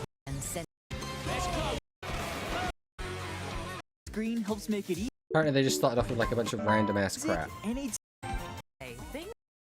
In the game. What is this? Bring home. Oh, is this See what's true No, we'll look at this trailer. than Nintendo. music anytime, anywhere. Let's check this out quick. Don't worry, next year this will be Nintendo emulated. NSW2 is already in the works. Bam, there you go. Nintendo Music is included with an active Nintendo Switch online membership. I do want to see the Xenoblade stuff. Kind of surprised we didn't get Switch 2 version of Three Houses. Yeah, it is a bit weird, especially since that game was like beloved. Your world might start to feel a little funkier. Flowier. I mean, this isn't the trailer I wanted to watch, but I guess we're watching this now. You might say things start to feel That guy in the back is living his best life. groovier. Rhythm Heaven Groove, available now on Nintendo Switch. There we go. I want to see what new stuff is in this. I'll take you there myself. Or the screen is going to freeze. Join There we go. Rex and Pyra in their search for paradise. Now enhanced Not the with Rhythm Nintendo Heaven. Switch 2 system in the Xenoblade Chronicles 2 Nintendo Switch 2 Edition game. Play at 60 frames per second with 4K resolution in TV mode or Full HD in handheld mode. And enjoy in-game cutscenes with enhanced resolution, frame rate, and I mean, detail. their stream can't handle 60 frames per There are second, so I'm not also sure new about this outfit game. designs for Pyra and Mithra. These carry over from adventuring to cutscenes too. And you can control your blades directly in a new mode called Merc Assault. Okay, so like a brand new mode is Choose pretty up to cool. 6 blades to send out on each mission. Troops, move out. Best of luck to you. Move and fight freely with each blade, and change which one you control at any time.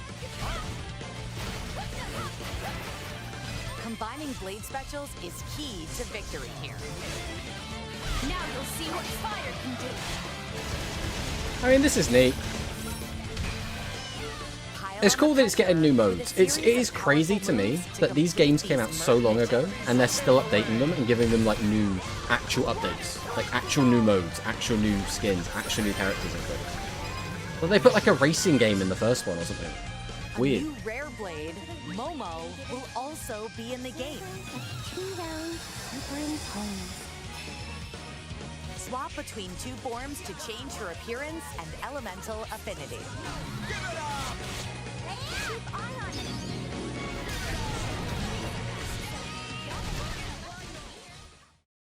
Xenoblade Chronicles 2 Nintendo Switch 2 Edition will be available on the date shown on screen. July Nintendo 30th, Switch that's 2 already players out. Who already have Xenoblade Chronicles 2. What is this? Some more Splatoon stuff. Right, just want to watch the beginning. Of this world's rightful ruler, Let's watch the bit we missed.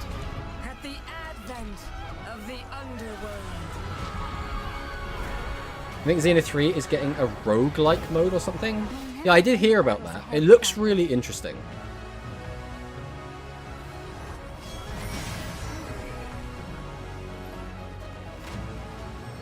We need as many as we can recruit.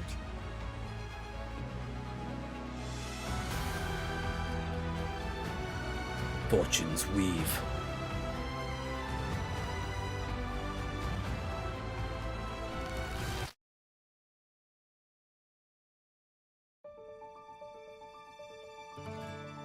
The Dagdan Empire, a land at the peak of prosperity under the rule of the gods.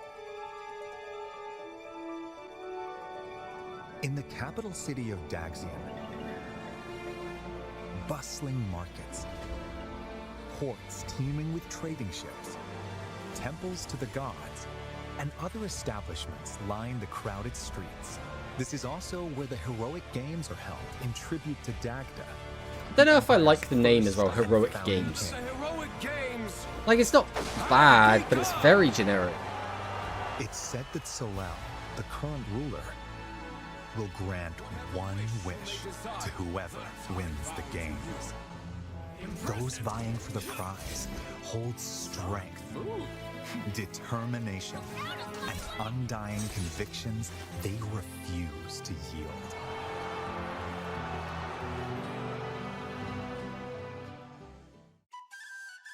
The story revolves around Come on, four look at these heroes four, who have right? entered the There heroic is a clear games. winner. There is a clear winner here. I'm sorry. Choose will determine how the narrative unfolds as they fight for glory. It is not you, my friend. Kai is a young boy living in the peaceful village of Ribera. On his 15th birthday, his father is imprisoned beneath Daxian for crimes committed. In hope of a peaceful life as a family, he sets out with his childhood friends to win the heroic games and save his father. Here's like generic protagonist, really, isn't he? Right, we are basically all caught up now. What I will do though is just move on to this because we gotta look at Peak. We gotta have Peak on the screen for a second. I wonder any of the Three Houses characters will make a comeback since the game is only 5 years after Three Houses. I mean, maybe, but they'll probably save that for the pre-release trailer, I would imagine. Suikoden is releasing soon, but I don't know if that Fire Emblem gacha is still alive that released a few years ago. I don't know, actually. I played the Fire Emblem mobile game, and I didn't like it. It was very, very simplistic and not very engaging. That's kind of my takeaway from it. But where were we before we finished that? We were looking at this. So, I mean, oh yeah, this deck looks cool. I think this looks fun. I guess we'll come back to that in a second. This was the other deck, the Delirium deck. I mean, there's not much to say. It's a Delirium deck. What's interesting in here? We have Mobius, the Frost Monarch. That's an interesting inclusion. And we're playing 3 of the Earthworm Girl.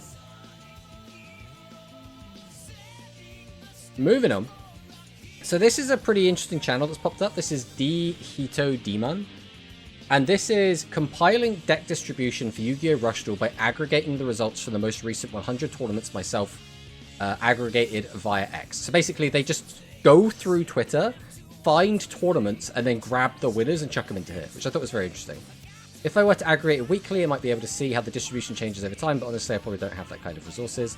A bit annoying that it doesn't cover the full deck list with a pie chart. Went over it for better readability. So here we have some of these decks that are being used, right? So I can tell you that the biggest slice here is XYZ. This is baseball. So already we're seeing a lot of tournament wins from XYZ and baseball, which is really, really big, right? Because those are 2 brand new decks, absolutely smashed everything. Then down here is Spark Hearts. Spark Hearts is an interesting one, because you would expect Spark Hearts to be doing really, really well, considering it has been the strongest deck for a while, but it seems to just be being pushed out by these 2 new decks. So very, very interesting there. This then is the really, really strange one. This green section is Monuments, which is a weird deck that I keep seeing people say is good, and then I never see it doing well. So obviously it's been doing somewhat okay. It's had like 8 tournament wins or 8 tournament tops, which is reasonable. Then this is Delirium, which doesn't surprise us too much. This is Defiant Soul, which again doesn't surprise us too much. And then all of these 3s is Harpy, Monarch, XQT, Beamed Mirror, Cosmos, Freshberry, Animagica, Elemental Hero, and then it's Clad Dragon, Red Eyes, Pleiage, Moth, Radius, and then some of the other ones are like Reptile, Cyber Dragon, Void Outfit, right? There's just like all over the place, all over the place. Isn't it like 300 years in the future? Well, if it's 300 years, it's less likely. But there is time travel shenanigans going on already, so never say never. So many different decks. I mean, yeah, but like when you get down to like here, it's kind of just a bit all over the place, right? The same thing happens when you go into our current format, right? There are still a lot of decks here. It's just, how big is this bit? Now, the nice thing about this is that that bit isn't super big on here, right? It's just this nice little section. It's just 16%. This is what a healthy pie chart should look like, right? That tweet in Discord? Yeah, I mean, I'll do it now if you want. I'll just send the whole tweet, and then you can just access the account whenever you want. Am I blind? Why can't I see? There we go. There you go. But they did an updated one. This was the updated one. So this is Yu-Gi-Oh! Rush Duel distribution of winning decks, the most recent 100 matchups, 8-4. So this came out today. Today is updated. Excluding XYZ, it feels like decks built with XYZ in mind are gaining traction. And Meisatsu seems like an easy main. Again, this is awkward translation. So decks weak to graveyard meta are probably getting hit by that. But then here we can see we have XYZ. This is baseball again. This is Spark Hearts again. This is thingy again. What's it called? Monuments. So it's the same best decks. Nothing's really changed there. But now XYZ has suddenly jumped up to 34% in the last week, which is kind of crazy, right? Kind of crazy. So this is how the meta is kind of shaken out at the moment. So the next thing I want to take a look at was this user Cyclopsis put out their tier list. And I wanted to just kind of talk about the tier list, right? So a sensory tier list made with Dawn vibes. I feel like Beast Warrior is finally seeing the light. Hero might seem like a bottom pick, but wouldn't it be strange if it wins any time? I'm not claiming this is a definitive answer, so feel free to take it. This is their tier list at the moment. So we've got Spark Hearts XYZ, we've got Defiant Soul Necromaid, we've got Monuments, we've got Delirium, then we have Harpies, then we have Cosmo Princess Hero, Black Magician of Chaos, Monarchs, then we've got Clad Dragon, Fresh Berry, Animagica, so this is the Hikari slot. Then we have Gradius. Then down here, what is this one? So this is Baseball, which, again, based on the data, Baseball seems like it's very low here. This one, I don't remember what this is. This is either Dice or this is like the Love deck. It's one of the two. But it's interesting to see these here. It's also really fun that Rising Hero is down in C, and yet regular Elemental Hero is up in A, which just kind of goes to show like the difference in the power level between these decks. But that's not all. We have another tier list, which is drastically different. So this one has Necromaid Defiant Soul in first, and then Spark Hearts. So both of them agree Spark Hearts is like their tier 1 deck. Both of them have Monuments in second. But this deck has XYZ down in A tier, and then this one also is rating Baseball quite low, down in B tier. The question is, are people underrating Baseball, or is Baseball actually kind of mediocre, but is just getting some good tournament results because it's new? That is the big question. But Baseball seems to be doing quite well at the moment. So, interesting nonetheless. So, the last thing I kind of want to talk about today is there is a new card game that has just been revealed, and people have been playing quite a lot, and that is the Naruto card game. Now, everyone in chat has probably heard of Naruto. Naruto is an IP quite dear to me because I got into Naruto probably when I was about like 10, maybe 11 years old. So this was like in my informative years. So like after I got into Yu-Gi-Oh when I was a bit younger than that, and then I got into Naruto as like my first like big shonen, I guess. So I have quite a lot of fondness for the Naruto IP. And obviously this is getting a card game. I like card games, so what time? Look at it. What's really interesting is people have already made Naruto TCG Sims. So we have simulators, right? This game isn't out yet. This game doesn't come out for like another like 9 months or something. So this game is not out yet. They have just started demoing it at cons. But based on the information people got from those cons, people have already started making simulators. But that wasn't what I wanted to talk to you about, right? First off, it's interesting. We're getting a Naruto sim. Then we got a second simulator. So already someone else has made their own simulator to play the Naruto card game. Then a third Naruto sim has appeared. So we have a third Naruto Trading Card Simulator. Bear in mind again, the game is not out yet. The game is not out for ages, but we still have a third simulator for it. Then, if we keep going, a fourth Naruto simulator. So there's 1, there's 2, there's 3, and now we have a fourth Naruto simulator coming out. Then, this is the fifth. The fifth Naruto TCG simulator has been made. But we're not done yet, guys. If we keep going up, the 6th Naruto TCG simulator. There are six different ways to play Naruto TCG online for a game that is not out for another like 9 months. This is actually kind of crazy how like dedicated fans are to just like play this game. And it's like it's fully automated as well. It's like these are all like fully automated sims, which is kind of crazy that we have this.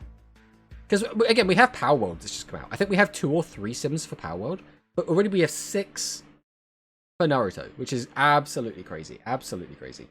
They should consider hiring these people to develop an official Naruto TCG. I mean, the thing is, for a lot of trading card games, having a digital version of your game is a negative because that will potentially decrease the sales of your physical TCG. So you have to be very careful with it.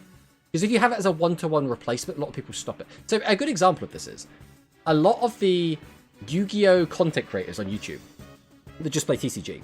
they all played the TCG. They all played it and actively played it. Master Duel came out. None of them play TCG anymore, right? They all quit. The best we have at the moment is some of them are still playing specifically Genesis. I think we've got like MBT's playing Genesis. We've got like DZ is playing Genesis. And then you've got like the actual like the TCG guys. So, you know, your Josh, your Jesse Cottons. They're all still playing TCG because, you know, it's what they're there for. But they are TCG players. But for the most part, everyone else just kind of quit TCG because they have a digital version now they can play instead. And it's just more, it's easier to make content for that. It's easier to play it. You don't have to travel as much, which again can be a benefit or a negative depending on the kind of situation that you're in. So like, especially releasing a client alongside your TCG will immediately eat into your sales, right? Bandai's going to have to be slapping and chopping these automated sims left and right. I mean, they're probably going to try, right? I think Farfa quit TCG too. Yeah, I mean, Farfa doesn't play any kind of physical anymore, I don't think. But that's just very, like, normal, right? So, yeah, there's a lot of, like... I mean, this is quite a good channel, this Uchi, which is at Uchi Gang. He does a lot of, like, rule stuff. He seems to be, like, a big Naruto TCG guy, so he's probably going to be one of the ones to follow if you are interested in Naruto TCG. But I'm curious about this. I was thinking about getting into... Because I've been watching... actually, before we get into that, this was, like... Also taken, this is Nova Alkami, which I believe is a YouTuber, VTuber, Yu-Gi-Oh! VTuber. And then obviously, you know, Ruxin, we've got Team APS, we've got a bunch of Yu-Gi-Oh! Content creators that were all playing the Naruto TCG. And a big reason why I think Naruto TCG could do quite well is because it is very similar to Yu-Gi-Oh! It has effectively a normal summon mechanic, which most of the games don't have. And it plays similar to Yu-Gi-Oh! In a lot of ways. But I've recently been trying to catch up with One Piece, because I fell off of One Piece a long time ago. I've been trying to catch up. And I was like, I could get the new One Piece starter decks, because they've just released 6 new starter decks, right? I was like, this is a good time to jump in. I could just buy all of these, and then I could play with my friends, and we could mix and match these. Even if I never buy any more cards, I could learn the game, see if I like it, right? It is impossible for me to find a place, a retailer, that will ship to the UK, or, you know, is in the UK, that will send me these decks. It is these came out like 4 days ago, and they're still just not available. So I'm going to try tomorrow. I'm going for a meal, and I'm going to watch the new Spider-Man movie. And I'm going to go to my local game store. I say local, it's still an hour away. I'm going to go in there and see if they have these decks in stock. If they do, I'm going to buy all of them. And if they don't, I'm just going to be sad. So that is my current plan. I've got this kind of bug to play a new TCG because of the new Naruto stuff coming out. And I'm watching One Piece, and I do quite like the One Piece IP, so I'm going to try buying these and see how that kind of goes. That's kind of where we're at the moment. So the plan was originally, the new Spider-Man movie has good reviews. It doesn't surprise me. When I was a kid, you watch all the cartoons, right? So, you know, you're watching Pokemon, you're watching Digimon, you're also watching, like, Batman, you're watching Spider-Man, you're watching all those shows, right? All the cartoons. Spider-Man was my favorite, like, comic book cartoon as a kid. I really, really liked, obviously, that and then Batman. Those were the two that I really, really, really liked. I didn't really like a lot of the other ones. The X-Men cartoon I thought was alright, but it wasn't like super into it. But because of that, I have this, like, nostalgia and this fondness for Spider-Man. So I will just always watch Spider-Man stuff, because I'm just a big Spider-Man guy. The only way it wouldn't hurt the physical TCG is if it's the only way to get cards in the online was to gain a card pack code inside the actual pack. Yeah, similar to what the Pokemon game did, but in a way that still kind of hurt it, and it was a bit weird. Because the other thing you can do is just sell the card codes. So, like, collectors would get the packs, and then they would sell the codes to recoup some of the cost, and then people that buy them get to save money because they don't have to buy a whole pack, right? So it is a bit of a weird one. But yeah, this is the plan. So, I was originally planning on doing some character duels, but I have to go in 17 minutes anyway, so I don't think it's worth going too crazy with starting character duels today. So I think what we're probably going to do is just end the stream now, a little bit early. This way I can go and get stuff ready before I have to be busy for the rest of the day. But the plan is, like I said, tomorrow I'm going to be out a lot of the day, so I'm not entirely sure what the plan is with the watch-along. Either the watch-along will be on as normal, because I'll just get home in time and it'll be completely fine. That is best case scenario. That is probably what's going to happen. Worst case scenario, I will either have to move the watch-along to a different day, or start late. One of those things. Either way, I am doing the watch-along this week. That is happening. So we might have to just move it around a little bit. But beyond that, Thursday we are going to, if I remember, I'll set up a Rush Duel Links format tier list. We'll do that for a bit of fun, and then we're actually just going to jump in and actually play some character duels. That is the plan. That is the current plan. Please consider take a cold shower since UK is so hot. We might do. We absolutely might do. But thank you guys so much for watching. It's been a pleasure as always, and I'll see you next time. Goodbye!